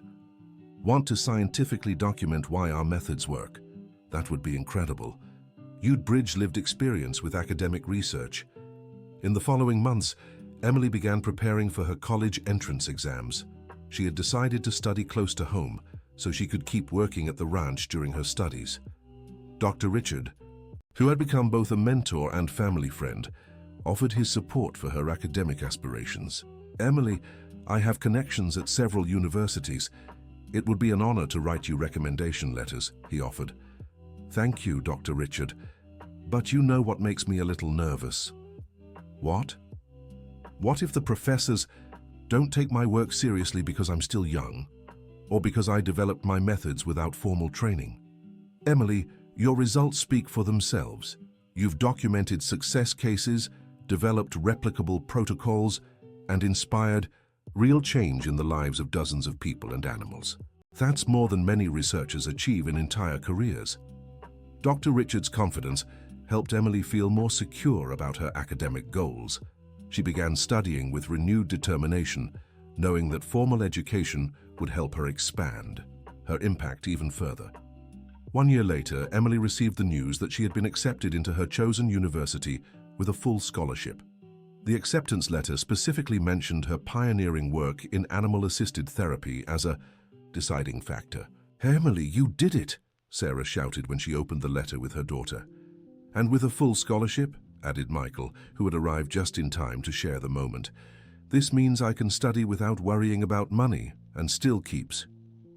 Working at the ranch on weekends, said Emily, calculating the possibilities. And it means your work is already being recognized academically before you even start formal studies, Sarah observed. That evening, the family organized a small party to celebrate. All the ranch workers, the children from the Healing Hearts program and their families, Dr. Richard, and even Thomas joined the celebration. During the party, Thomas made a special toast. 4 years ago, Emily approached a bull everyone considered dangerous. In that moment, she wasn't just trying to calm an animal. She was beginning a journey that would change hundreds of lives. Today, we celebrate not only her university acceptance, but everything she has already achieved and everything she will still accomplish. Thank you, Mr. Thomas, Emily replied, standing up to speak. But I want everyone to know that none of what we've accomplished was done alone. Every person here has played an important role in our story. She looked around the room, seeing all the people who had become her extended family. Robert, who taught me about caring for animals with respect. Dr. Richard, who helped me understand the science behind what I felt intuitively. My mum, who never doubted me even when my ideas seemed impossible. My dad, who showed me that people can change and grow. And Thomas, who gave us the chance to turn a problem into a solution. Emily paused, her eyes filling with grateful tears. And especially Thunder, who taught me that healing is possible, that trust can be rebuilt, and that sometimes the most wounded beings are also the most capable of love. Everyone in the room turned to look out the window, where Thunder could be seen grazing peacefully under the moonlight, surrounded by other animals that had found healing and a home at the ranch. To all of you, thank you so much for letting me be part of this amazing family and this mission that goes far beyond any one of us individually. The applause that followed was warm and prolonged, but what touched Emily most was seeing tears of pride in nearly everyone's eyes. When the party ended and the guests had left, the immediate family gathered on the porch for a more intimate moment of reflection. Emily, how do you feel about starting this new chapter of your life? Michael asked. I'm excited but also a little nervous. It'll be strange being away from the ranch during the week. Will you miss us? Sarah asked with a smile. Of course I will, but I also know this is the next natural step. I need to learn more so I can help even more people and animals. And we'll be here to support you every step of the way, Michael assured her. That night, before bed, Emily made her last visit to Thunder before starting university the following week. The bull approached the fence as he always did when he saw her coming. Hi, buddy, she said softly, stroking his muzzle through the fence. I'm starting university next week. Will you miss me? Thunder let out a soft moo that sounded almost like a yes. Don't worry, I'll be back every weekend. And there are plenty of people here who love you and will take care of you. You'll never be alone again. She stood there for a few minutes, simply watching the animal that had changed the course of her life. You know, Thunder, sometimes I think about what might have happened if you hadn't tried to break through that fence that day. Maybe I'd never have found my purpose. Maybe our parents would never have reconciled. Maybe all those children and animals would never have found healing. Thunder watched her with his gentle, intelligent eyes, as if understanding the weight of her words. Thank you for trusting me from day one.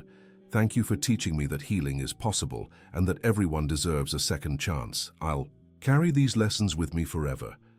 When she finally stepped away from the fence, Emily turned to see Sarah waiting for her near the house. Ready for bed? Sarah asked. Ready. Tomorrow's a new day, and Monday's a new adventure. You know I'm endlessly proud of you, right? I know, Mom. And you know none of this would have been possible without you. They walked arm in arm toward the house, passing all the evidence of the work they'd built together. The stable where newly rescued animals found their first moments of safety. The therapy area where children learned their differences were gifts. The office where Emily had written her book, which had already changed thousands of lives. But more important than any of these tangible achievements was the sense of purpose and family that filled every corner of the property. They hadn't just created a rehabilitation center, they'd built a true sanctuary of healing and hope. Dear listener, if you're enjoying the story, take a moment to like and especially subscribe to the channel. It helps us a lot as we're just starting out. Now continuing. On the morning of her departure for college, the whole family gathered to say goodbye to Emily. Her dorm room was already reserved, her bags were packed, and she'd made detailed lists of everything her temporary replacements needed to remember about the animal's care.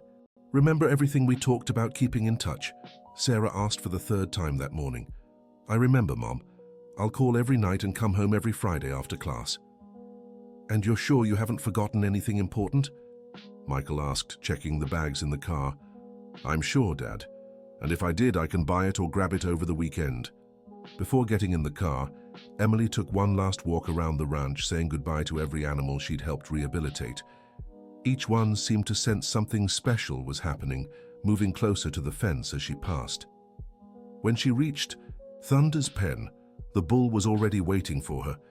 as if he knew this wasn't just another temporary "see you later."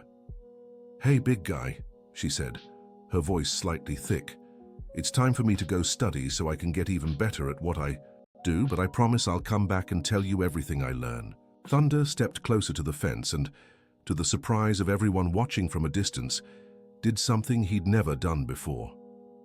He knelt near the fence, lowering his massive head to the level of Emily's wheelchair. "Oh, Thunder," Emily whispered, reaching both hands to stroke his head. "You're blessing me for the journey, aren't you?" The moment was so moving that even Robert, known for his tough rancher demeanor, had to turn away to hide his tears.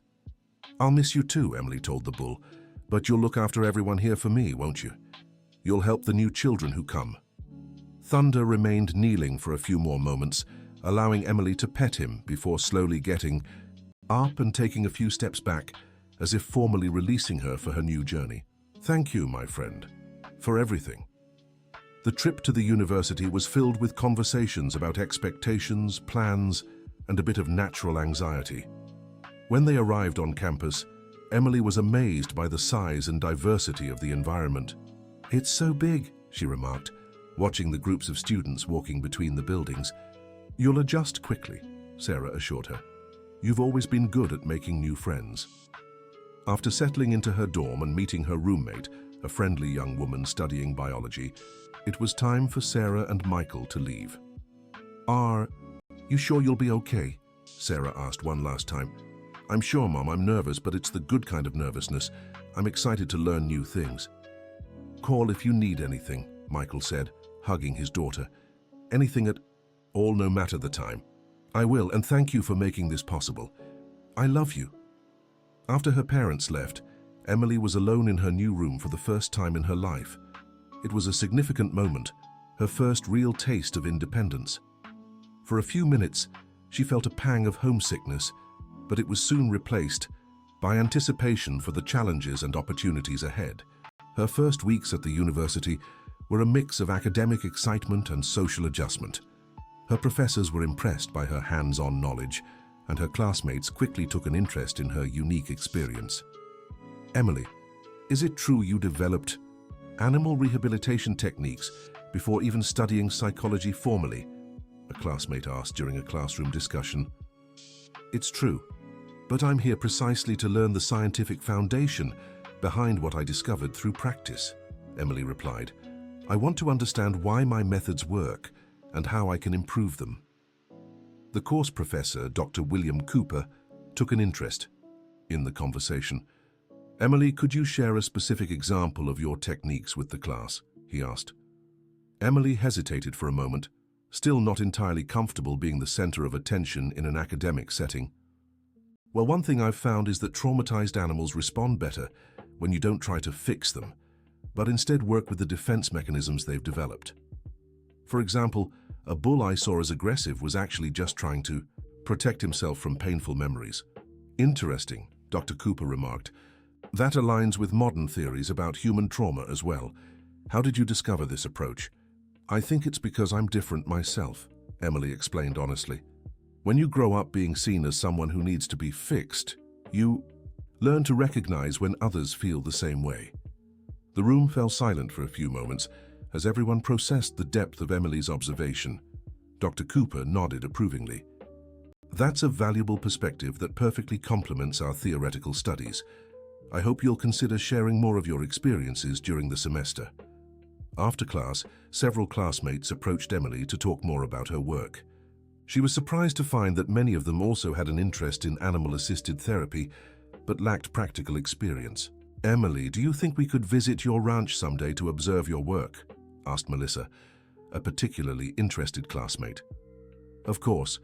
I think it'd be great for you all to see theory and practice," Emily replied enthusiastically. That night, when she called home as usual, Emily was excited to share about her day. "Mom, I think I'm going to organize a field trip for my class to the ranch. They want to see how the program works in practice." "That's wonderful, dear. It'll be great to have college students observing our work. Maybe some of them will be interested in interning with us." "How is everyone there? How's Thunder?" "Everyone's fine. Thunder has been a little quieter since you left. but he's still working well with the kids in the program. Actually, something interesting happened today. What? A new child arrived, a 10-year-old boy who was in a car accident and is struggling to adjust to his wheelchair. When we took him to meet the animals, Thunder went straight to him as if he knew exactly what the boy needed. Emily felt her heart warm as she heard about Thunder continuing his healing work. How did the boy react? At first, he was scared. But after a few minutes, he started asking questions about Thunder. When we told him that Thunder had also been through tough times and was helped by a girl in a wheelchair, the boy's eyes lit up. Did he ask about me? He did. And when we showed him your book, he wanted to know everything about how you started working with animals. I think you have a new admirer. That's great. When I come back this weekend, I want to meet him. The weeks flew by and Emily settled into a comfortable routine. During the week, she immersed herself in theoretical studies, and on weekends, she applied her new knowledge to her practical work at the ranch. It was during her 3rd month at university that something unexpected happened. Dr. Cooper approached her after class with an intriguing proposal. Emily, have you heard about the National Conference on Animal-Assisted Therapy that takes place annually in Washington, D.C.? I've heard of it, but I never paid much attention. Well, this year they're looking for innovative student presentations. I'd like to nominate you to present a paper on your methods. Emily felt a mix of honor and terror. Professor, I'm still a freshman. Am I really ready for something like this? Emily, you have more hands-on experience than many professionals with decades in the field, and now you're gaining the theoretical foundation to articulate that experience academically. It would be an incredible opportunity. But I'd have to write an actual scientific paper. Yes, but I'd guide you through the process. And I'm sure Dr. Richard would also help with the veterinary aspects. Emily spent the whole night thinking about the proposal. It was an amazing opportunity, but also intimidating. She decided to call home and talk to her family. A national conference? Said Sarah when Emily shared the proposal. Honey, what an honor. But Mom, it's a huge responsibility. What if I can't write a good enough paper? What if no one takes me seriously because I'm just a student? Emily, Michael chimed in, listening on the extension, you've already proven yourself many times. Your work speaks for itself. Besides, Sarah added, you'd have Dr. Cooper and Dr. Richard guiding you. You wouldn't be doing this alone. Do you think I should accept? We think you should follow your heart, said Sarah. But remember, no matter what you decide, we'll be proud of you. The next morning, Emily went to see Dr. Cooper. Professor, I accept the proposal. I want to try writing this paper. Excellent. Let's start working on the project right away. First, we need to define the specific focus of your paper. In the following weeks, Emily juggled her regular classes with the intensive work on the scientific paper. With Dr. Cooper's guidance and the long-distance collaboration of Dr. Richard, she began formally documenting her methods and results. The academic writing process was more challenging than she had anticipated, transforming her intuitive experience into rigorous scientific language required a completely new discipline. Professor, I'm having trouble explaining how I know when an animal is ready for the next step in rehabilitation, Emily confessed during a mentoring session. Try breaking that intuition into observable components, suggested Dr. Cooper. What specific physical signs do you notice? How does the animal's posture change? How do their vocalizations shift? I've never thought about it so systematically before, Emily admitted. That's exactly what science does. It forces us to articulate and systematize knowledge we sometimes hold intuitively. The work on the paper was progressing well when Emily received a distressing call from home. It was Robert, and his voice was tense. Emily, I need to tell you something. An inspector came to the ranch today. What kind of inspector? From the Animal Welfare Department. Someone filed a complaint saying we're using children with disabilities for dangerous work with large animals. Emily felt her stomach drop. What? How is that possible? Our work is supervised, documented, approved by veterinarians. I know, sweetheart, but the inspector said he's launching a full investigation. He wants to see all our protocols, talk to the children's parents, and observe the sessions. How are the families reacting? Most are on our side, but some got worried. 3 families already said they're pulling their kids out until the investigation is over. And Thunder? How is he? Restless. It's like he senses the tension in the air. Yesterday he spent the whole day in the farthest corner of the pen. After hanging up, Emily sat in her dorm room for a long time, processing the implications of the news. Everything she had built was being questioned. Her roommate, Anna Paul, noticed her mood. "Emily, are you okay? You look like you've seen a ghost." "Anna, what if I'm wrong? What if I really am putting children at risk?" "What are you talking about?"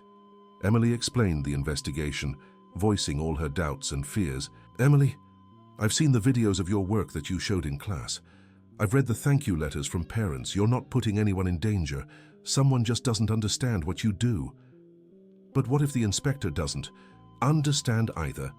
What if he decides to shut down our program? Then you'll fight to prove you're right. You have evidence, results, and support from qualified professionals." The next morning, Emily called Dr. Cooper and explained the situation. "Professor, I think I should drop the conference paper. I need to go home and handle this crisis." "Emily, I understand your concern, but think about this. A published scientific paper on your methods could be exactly the evidence you need to validate your work. But how can I keep writing knowing everything might end? Because that's exactly why you must continue. Science is the best defense against ignorance and prejudice." Dr. Cooper was right. But Emily found it impossible to focus on her studies. She decided she needed to go home, even if it was midweek. When she arrived at the ranch on Wednesday afternoon, she found a tension in the air that was almost palpable. Sarah greeted her with a relieved hug. "I'm so glad you came, dear. We need you here. How bad is it?" "The inspector came back today. He wants to speak with you tomorrow. And Emily, there's something else." "What?" "We found out who filed the complaint." Emily waited, her heart pounding. "It was Patricia Wilson, the mother of that boy who was rejected from the program last year," Emily remembered. A 9-year-old boy had been brought by his parents, but Dr. Richard had determined he wasn't emotionally ready to work with large animals. The mother had been furious. She claimed in the complaint that our program is discriminatory because we rejected her son, but accepted other children with more severe disabilities, Sarah continued. But Dr. Richard clearly explained that the decision was based on emotional readiness, not physical disability, Emily protested. "We know that, but she twisted the facts in the complaint. She said we use vulnerable children for dangerous work and that you aren't properly qualified to oversee therapeutic activities." Emily felt anger and sadness at the same time. Someone she had tried to help was now trying to destroy everything she had built. "Where's Thunder? I need to see him." When they reached the pen, Emily immediately sensed something was wrong. Thunder stood in the center of the space, but his posture was tense, his ears constantly twitching, and he didn't approach the fence as he usually did. "Hey, big guy," Emily said softly. "I missed you." Thunder looked at her but stayed where he was. It was as if he could feel all the tension and uncertainty hanging over the ranch. "He's been like this since yesterday," explained Robert, who had walked over. "He's eating normally, but he isn't interacting with anyone like before." "Animals sense when something's wrong," Emily observed sadly. "He knows there's something threatening our family." That night, Emily barely slept. She kept thinking about all the children the program had helped, all the animals that had found healing, and Thunder who had learned to trust again. The next morning, the inspector arrived promptly at 9. He was a middle-aged man with a stern expression and a folder full of documents. "You must be Emily," he said when she introduced herself. "I'm Charles Edward Smith from the Animal Welfare Department. I need to ask some questions about your activities here." "Of course. I'm happy to clarify anything." For the next 2 hours, the inspector asked detailed questions about safety protocols, staff qualifications, child selection criteria, and supervision methods.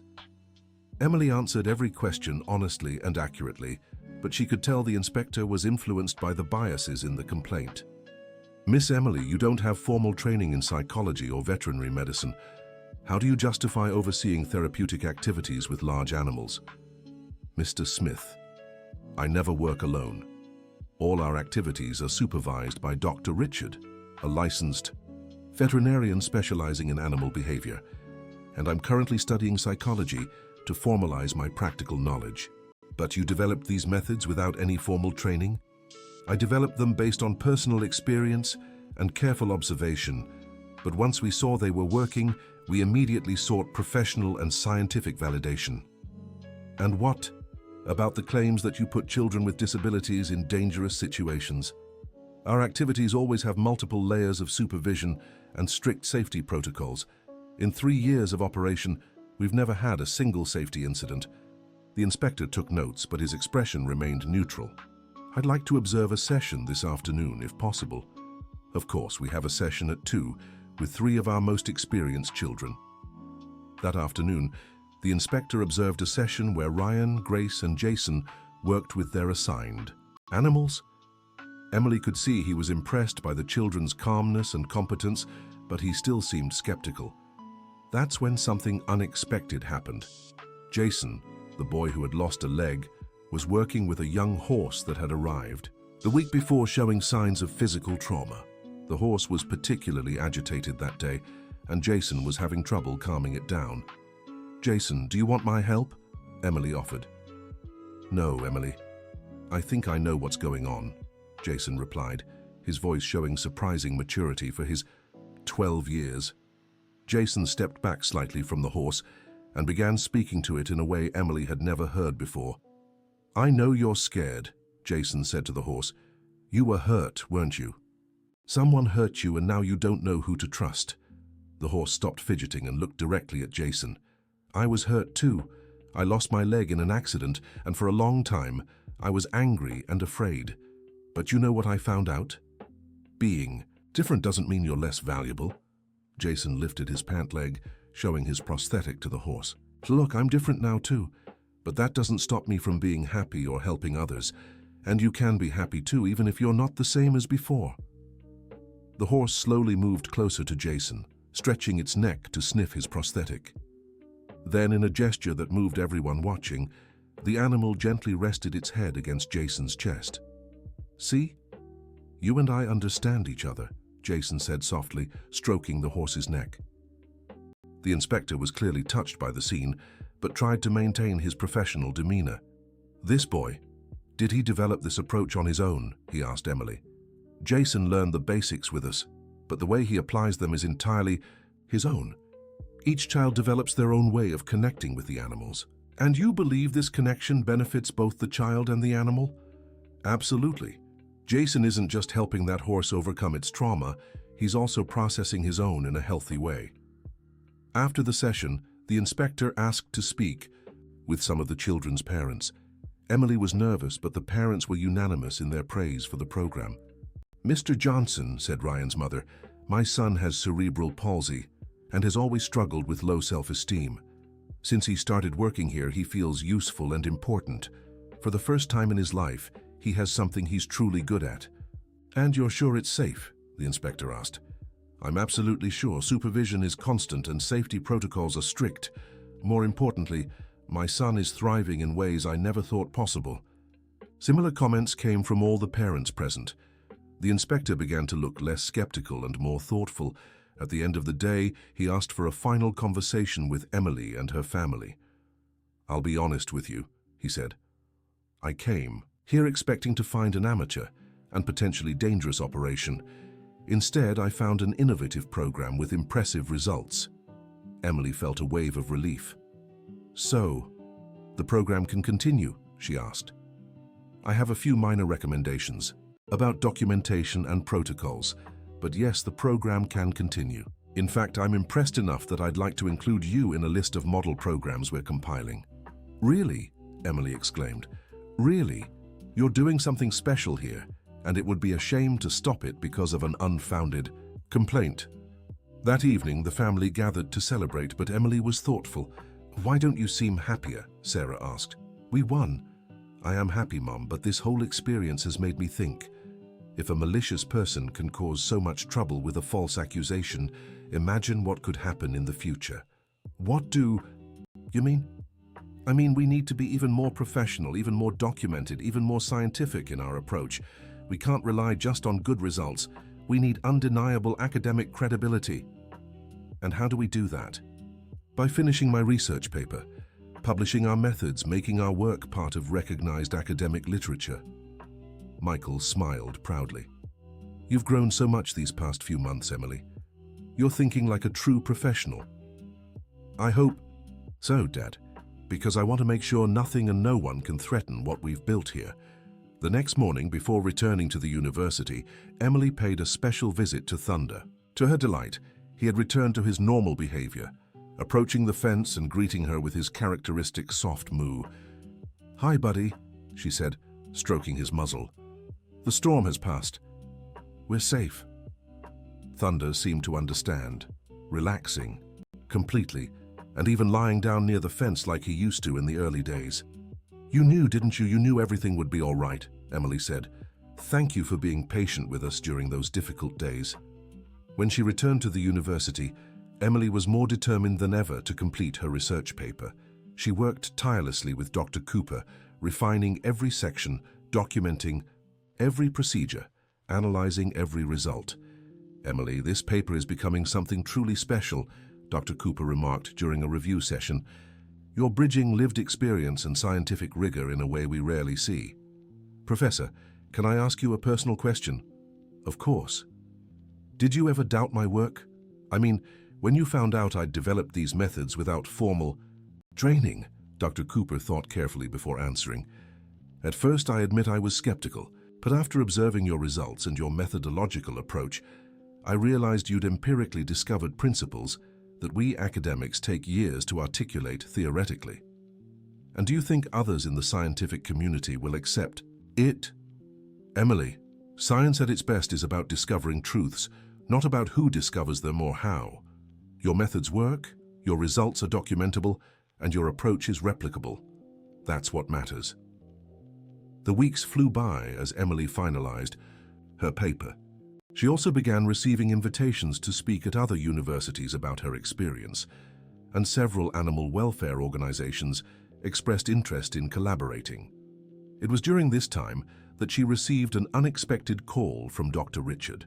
"Emily, I have some interesting news for you." "What is it, Doctor?" "Remember that ranch in Wyoming where Thunder originally came from? Hope Valley Farm." "I do, where the fire happened. Well, they reached out to us. They're trying to rebuild after the fire damage, and they heard about our work with Thunder. They want to know if we could help other animals traumatized in the same incident." Emily's heart raced. "How many animals?" 12, mostly cattle but also 2 horses, all with behavioral issues since the fire. "And they want us to go there?" "Actually, they want to bring the animals here if we have space. They're willing to pay for the care and treatment." "Dr. Richard, that would be amazing. It'd be a chance to document our methods with a larger group of animals with similar trauma." "Exactly what I thought, and it'd be perfect for completing the data for your research paper. But do we have the capacity for 12 additional animals?" Thomas already said yes. He sees this as an opportunity to expand our operations and our reputation. When Emily shared the news with her parents, they were excited but also concerned. "Honey, it's an amazing opportunity, but it's also going to be a lot of work," Sarah cautioned. "Can you balance this with your college studies?" "Mom, this is my study. It's exactly the kind of experience that will make my education complete." "And when are these animals arriving?" Michael asked. "Dr. Richard said it would be in 2 weeks, enough time to finish my paper and prepare for this new challenge." Over the next 2 weeks, Emily worked tirelessly to finalize her research paper. Dr. Cooper was impressed with the quality of the final work. "Emily, this paper will make a real impact in the scientific community," he said as he read the final version. "You've not only documented your methods, but also created a theoretical framework others can follow." "Professor, thank you for all your guidance.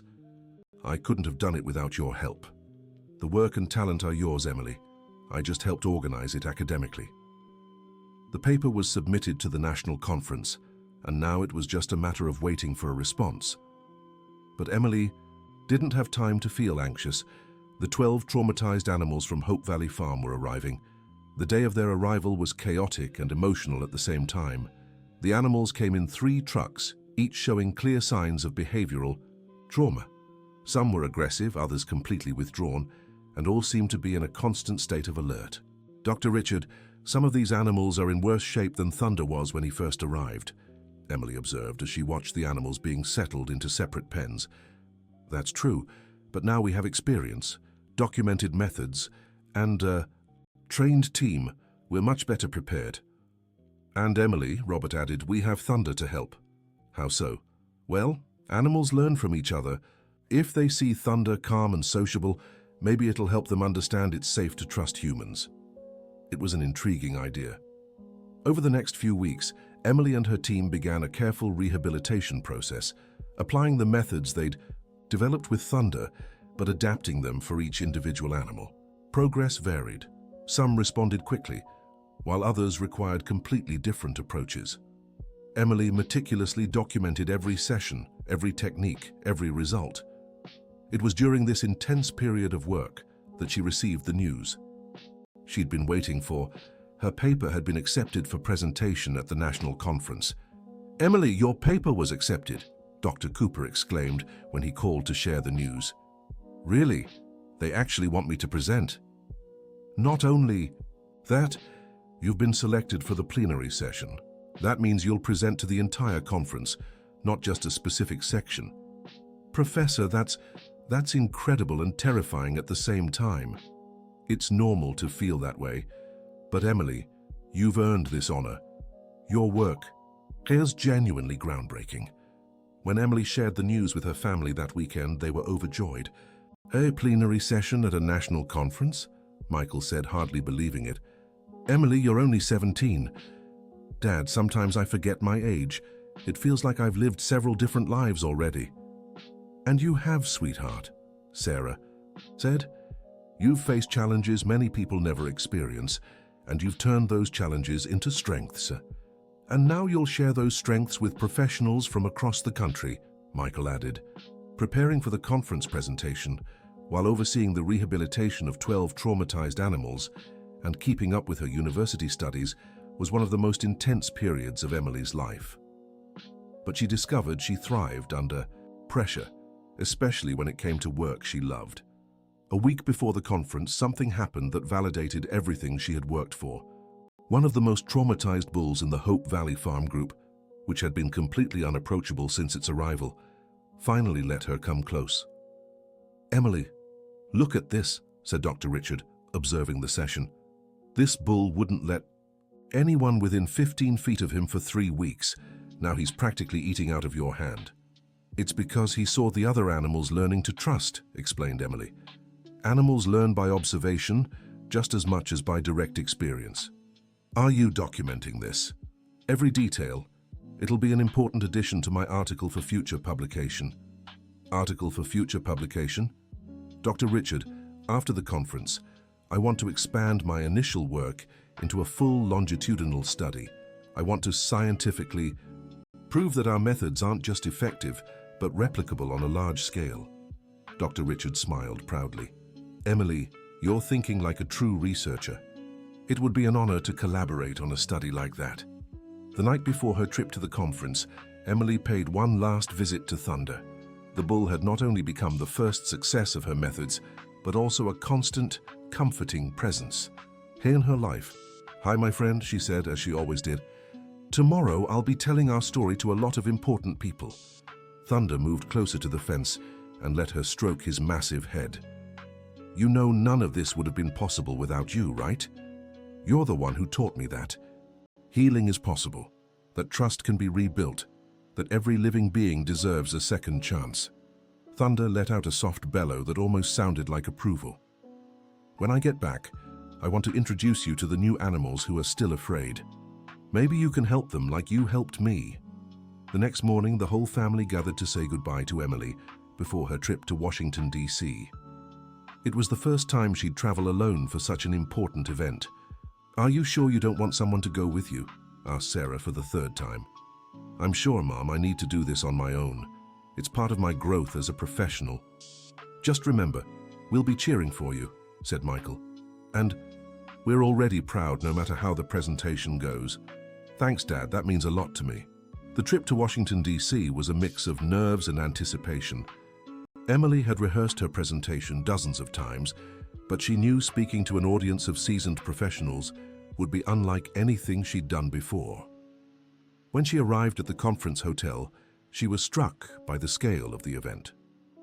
There were hundreds of professionals from across the country, and she felt very young among so much experience and knowledge. "You must be Emily," said a voice behind her as she checked in at the reception. She turned to see a middle-aged woman with a warm smile. "Yes, that's me. I'm Dr. Helen Roberts, the conference organizer. I'm very excited to hear your presentation tomorrow." "Thank you, Dr. Helen. I'm a little nervous, to be honest." "That's normal. But remember, you're here because your work has real merit. We believe in you." That night, Emily barely slept. She kept reviewing her presentation, checking her slides, and trying to anticipate questions that might come up. On the morning of the presentation, she woke up early and spent an hour mentally preparing herself. She called home to hear the familiar voices of her family. "How are you feeling, sweetheart?" asked Sarah. "Nervous but ready. I think that's how I'm supposed to feel." "Remember to speak from the heart," advised Michael. "Your passion for this work is your greatest strength." "I will, Dad." The plenary session was packed. Emily estimated there were about 400 people in the audience, all seasoned professionals in animal-assisted therapy, veterinarians, psychologists, and researchers. When she was introduced, the silence in the room was palpable. She could sense curiosity, skepticism, and anticipation. "Good morning," she began, her voice growing stronger with each word. "My name is Emily, and at 12 years old I approached a bull everyone considered too dangerous to save." She told the full story, her first encounter with Thunder, the discovery of his trauma, the gradual development of rehabilitation methods, the creation of the Healing Hearts program, and the results they had documented. "What I've learned," she said during her presentation, "is that my own experience of being seen as different gave me a unique perspective on how traumatized animals feel. They don't need to be fixed. They need to be understood and accepted." She showed videos of Thunder, the children in the program, and the animals at Hope Valley Farm. She shared data on success rates, treatment duration, and the sustainability of results. "The most important lesson I've learned," she concluded, "is that healing is always possible when we approach trauma with patience, empathy, and the fundamental belief that every living being deserves a chance to be happy." The silence following. Her presentation lasted only a few seconds before being broken by enthusiastic applause. Emily could see moved faces in the audience, and some attendees were visibly touched. During the Q&A session, the questions were respectful and genuinely interested. No one questioned her credibility or experience. Instead, they wanted to know how they could implement her methods in their own practices.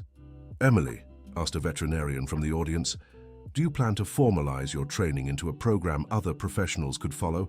"That's definitely something I'm considering. But first, I want to complete my university studies and expand my research." "What about publication? When can we read about your methods in scientific journals?" asked a psychologist. "I'm working on a more comprehensive longitudinal study that I hope to publish next year." After the session, Emily was surrounded by professionals wanting to talk further, exchange cards, and discuss potential collaborations. It was overwhelming, but also validating. "Emily," said Dr. Helen when the crowd finally dispersed, "your presentation was one of the highlights of the conference. Do you plan to present again next year?" "I hope so, Dr. Helen, but next time I want to bring even more data and possibly collaborations with other institutions. I look forward to seeing what you develop." The flight home was reflective. Emily gazed out the airplane window and thought about how much her life had changed over the years. From a 12-year-old girl drawn to a traumatized bull, she had become a young professional nationally recognized for her innovative methods. When she arrived at the ranch, the whole family was waiting for her, eager to hear about the conference. "How did it go?" Sarah asked immediately. "It was amazing, Mum. I really think I got through to them about the importance of our work." "And people took you seriously?" Michael asked. "More than I ever expected. I've received dozens of collaboration proposals, invitations to visit other institutions, and requests to develop training programs. "Emily, that's wonderful," exclaimed Sarah. "Yes, but it also means I'll have to make some important decisions about my future. There are so many opportunities. I don't know how I'll manage to take on all of them." Dr. Richard, who had arrived to hear about the trip, made an important observation. "Emily, remember you're only 17. You don't have to do everything, right now. You have time to grow and expand your work gradually." "You're right, Dr. Richard. Sometimes I forget how young I am because I've already lived through so much. And that's exactly your strength," he noted. "You combine wisdom beyond your years with the energy and enthusiasm of youth." That evening, after everyone had left, Emily took a walk around the ranch. She visited all the animals but spent extra time at Thunder's pen. "Hey, big guy," she said. "I'm back and I have good news." Thunder approached the fence as he always did, letting her stroke his head. "Our story inspired so many people. Other animals will be helped because of what you taught me." She stood there for a few minutes, simply enjoying Thunder's calm presence. "You know, I've been thinking. When I was little, I always wondered why I had to be different from other kids. Why I had to use a wheelchair when everyone else could run." Thunder watched her with his gentle, intelligent eyes. "But now I understand. My difference gave me empathy. It taught me to see the world from a unique perspective. And that perspective allowed me to help you and all the other animals and children." She paused, reflecting on her words. "I think sometimes the things we see as our greatest weaknesses can become our greatest strengths if we learn how to use them to help others." Thunder let out a soft whinny as if agreeing with her. "Thank you for being my first teacher, Thunder. Thank you for showing me that healing is possible, that trust can be rebuilt, and that everyone deserves a second chance." In the months following the conference, Emily's life became even busier. She received invitations to visit universities, animal welfare organizations, and other therapy ranches. Balancing all this with her college studies required careful planning. One particularly intriguing opportunity came from a university in the South that wanted to establish a formal animal-assisted therapy program based on her methods. "Emily, they're offering a full research scholarship if you transfer there next year," explained Dr. Cooper. "It would be an incredible opportunity to expand your work academically. But that would mean leaving the ranch, leaving Thunder, leaving all the kids in the program." "Not necessarily. You could maintain ties with the work here and use the university as a base for broader research." It was a tough decision.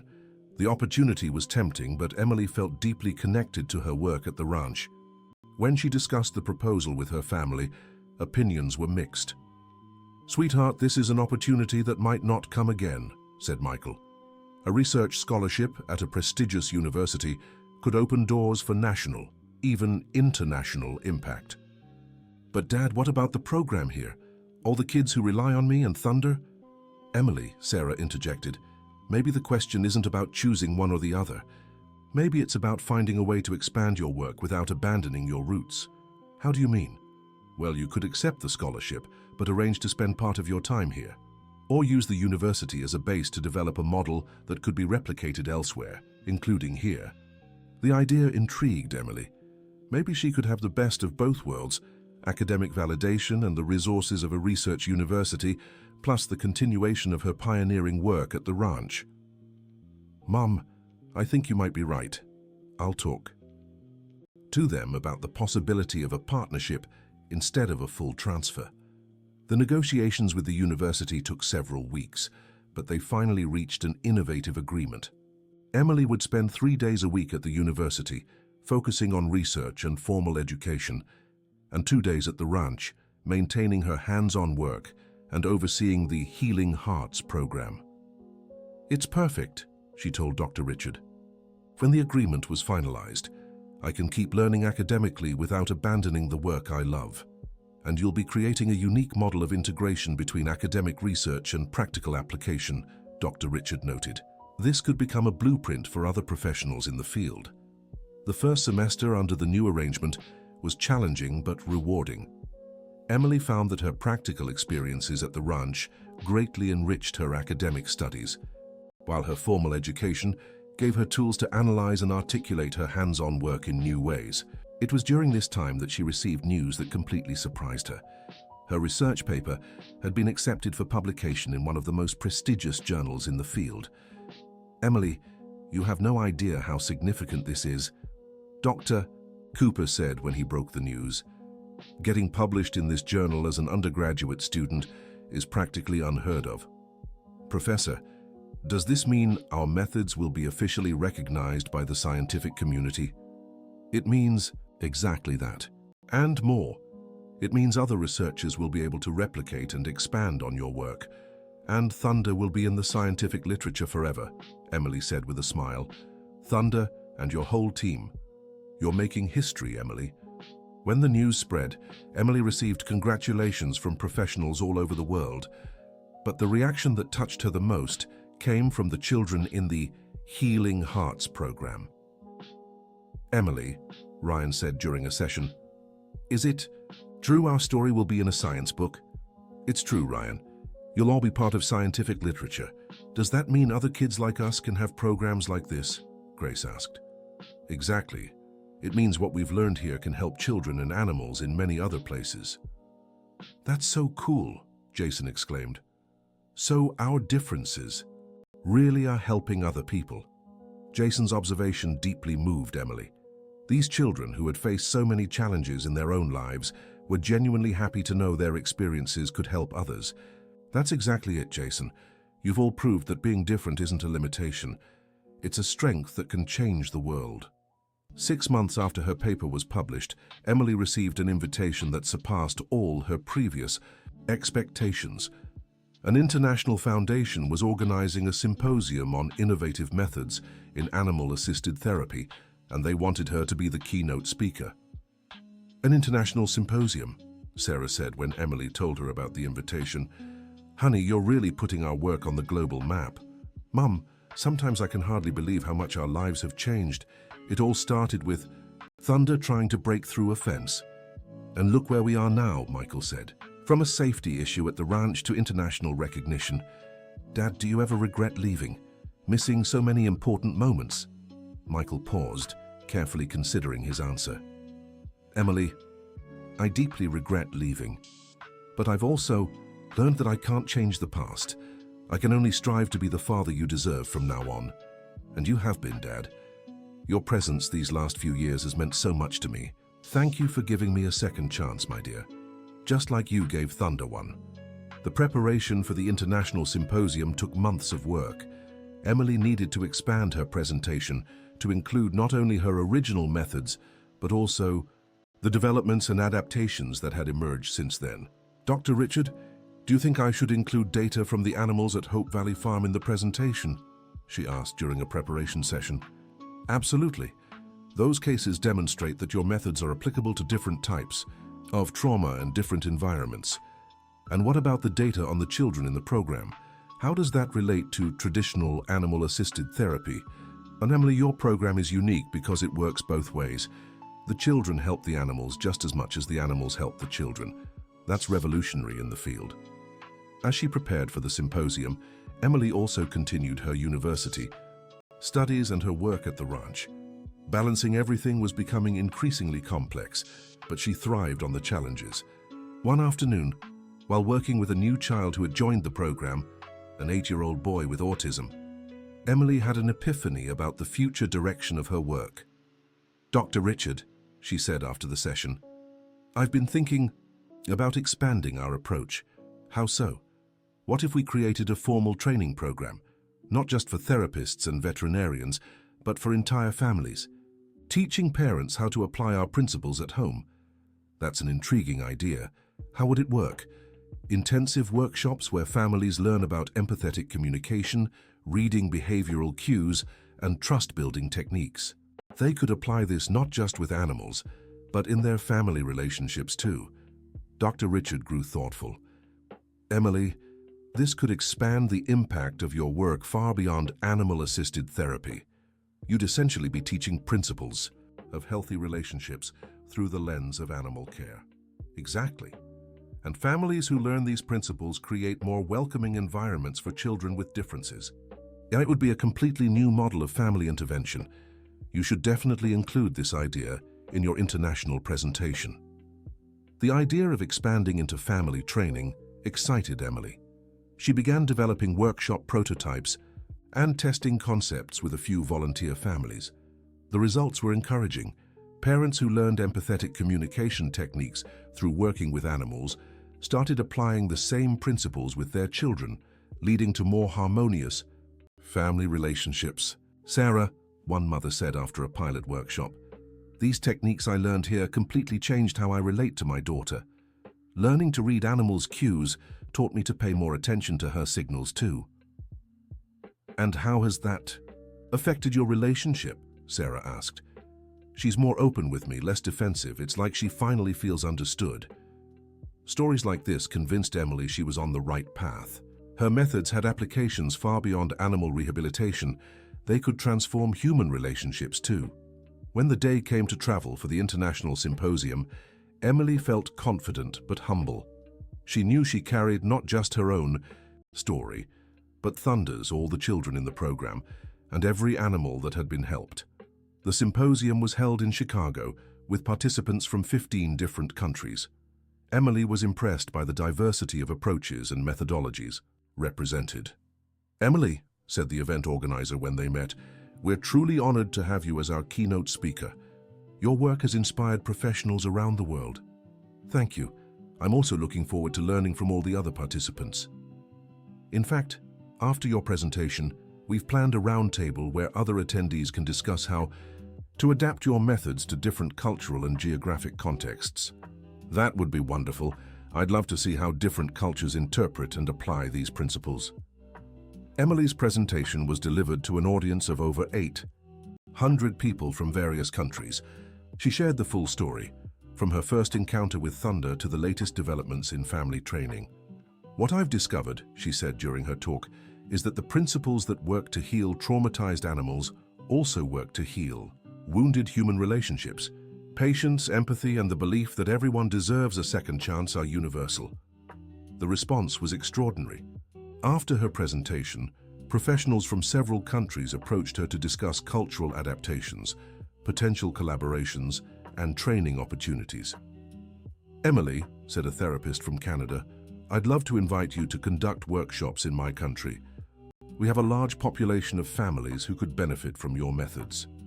And I represent an organization in Australia that works with war veterans and therapy animals," added another attendee. "Your methods could be revolutionary for our work." It was overwhelming but also thrilling to consider the global potential of her work. During the roundtable, a question arose that made Emily reflect deeply on her future. "Emily," one participant asked, "given the international interest in your methods, do you plan to expand your work beyond the United States?" "It's a possibility I'm considering," she replied carefully, "but my priority is ensuring the work here in the US is sustainable and that others can continue the programs we've started." "Are you worried about growing too quickly?" another participant asked. "I'm concerned about maintaining the integrity of the methods. It's easy to dilute or distort concepts when they're applied without a deep understanding of the underlying principles. So how do you suggest we expand your work responsibly?" "Through rigorous training, intensive mentorship, and careful partnerships with institutions that share our core values." After the symposium, Emily returned home with dozens of collaboration proposals and a broader perspective on the potential of her work. But she also came back with a clearer understanding of her own priorities. "How was it?" Sarah asked when she arrived.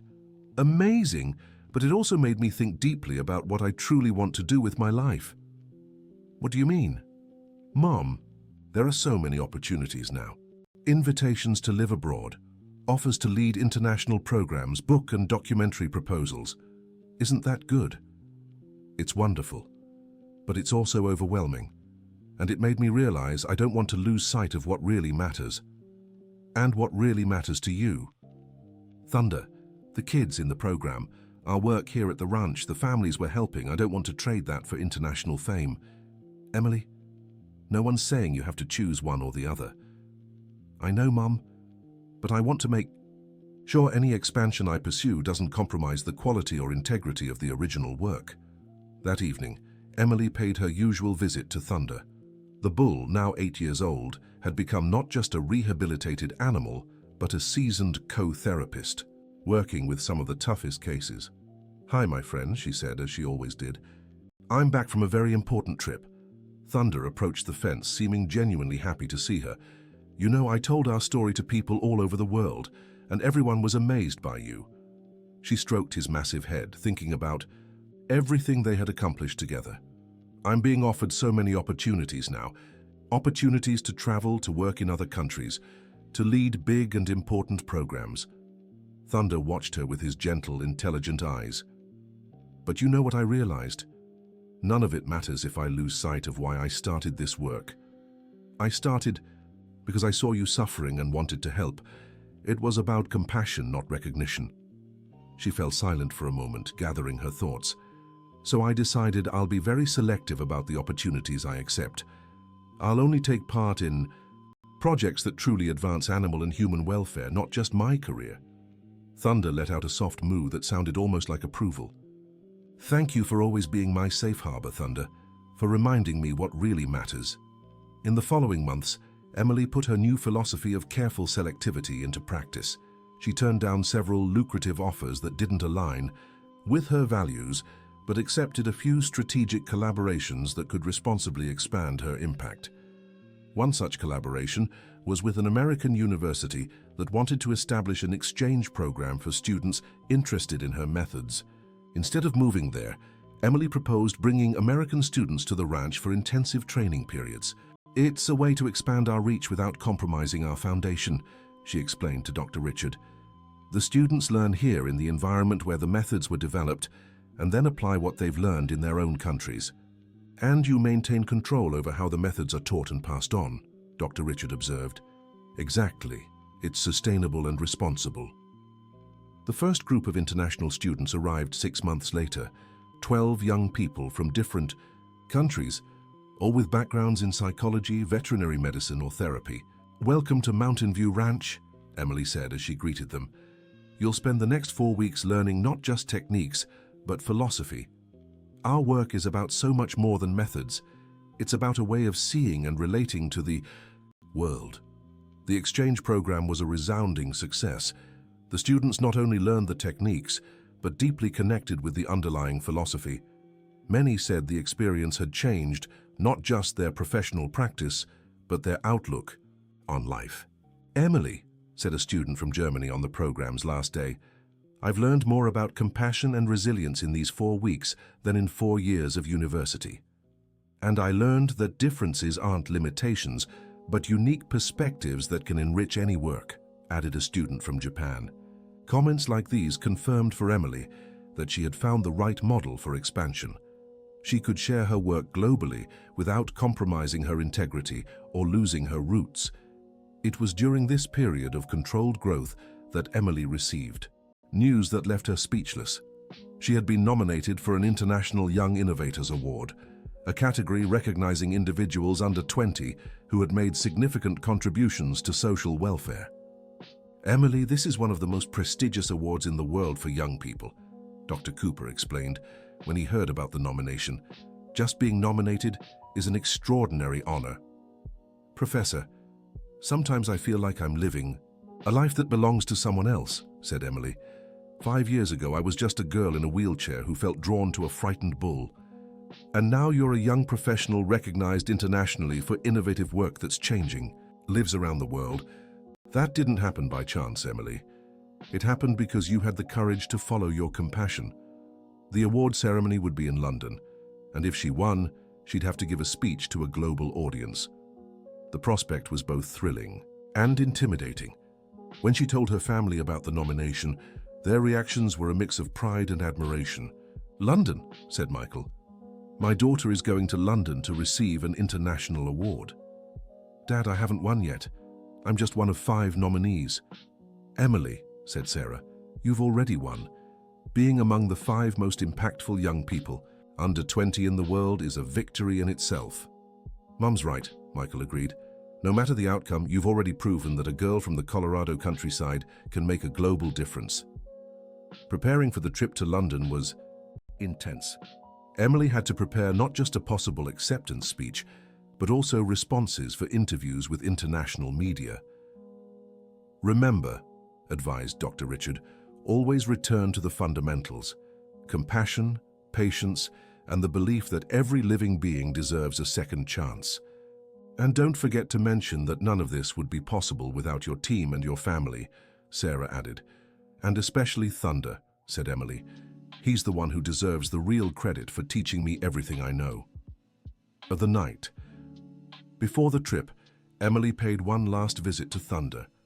Now a mature and serene bull, he had become the living symbol of healing and transformation.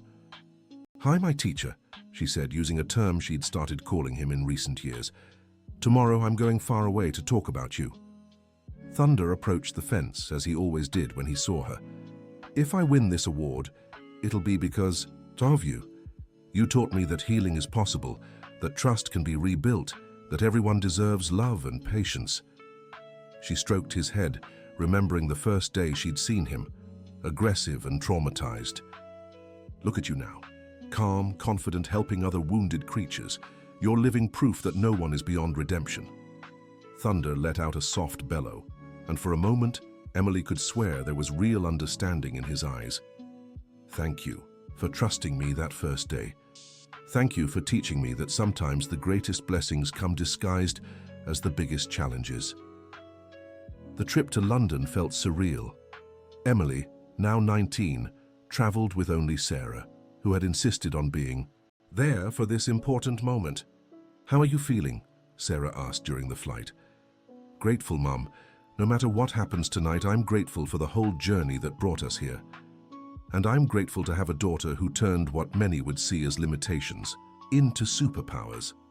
The ceremony was held at a luxurious hotel in central London, with attendees from various countries. Emily was in awe as she met the other nominees, all young people doing extraordinary work in their fields. When it was time to announce the winner of her category, Emily felt her heart race. The Young Innovator in Social Welfare Award goes to Emily Davis from the United States for her revolutionary methods in animal-assisted therapy and her innovative program for children with disabilities. The moment was surreal. Emily heard her name, saw Sarah crying with pride in the audience, and walked to the stage in a daze. "Thank you," she began, her voice clear and steady. "This award isn't mine. It belongs to a bull named Thunder, who taught me that healing is possible. It belongs to all the brave children who proved that differences are gifts, not problems. It belongs to my family, who never doubted that something beautiful could emerge from our pain." She spoke for 10 minutes, telling the full story in a way that touched hearts around the world. When she finished, there were tears in many eyes in the audience. After the ceremony, Emily was surrounded by journalists, other laureates, and charity organizers wanting to know her better. "Emily," asked an NBC reporter, "what's your next step? With this international platform, do you plan to expand globally?" "My next step is going home and continuing the work I love. Global expansion is tempting, but I don't want to lose the essence of what we do." "And what is that essence?" "That every living being, human or animal, deserves to be seen, understood, and loved for who they are, not who they should be." The flight back to the United States was contemplative. Emily carried not just a physical award, but an expanded responsibility to use her platform wisely. "Mom," she said during the flight, "promise you'll remind me who I am if all this international attention makes me forget." "I promise, sweetheart, but I don't think you'll forget. Your roots run too deep." "I hope so, because at the end of the day, I'm just a girl who learned to love a frightened bull, and everything else came from that simple lesson." When they arrived back at the ranch, they found a crowd waiting. Neighbors, ranch hands, families from the program, children, and even the town mayor had gathered to celebrate. "Emily," the children from the program shouted when they saw her. "You won."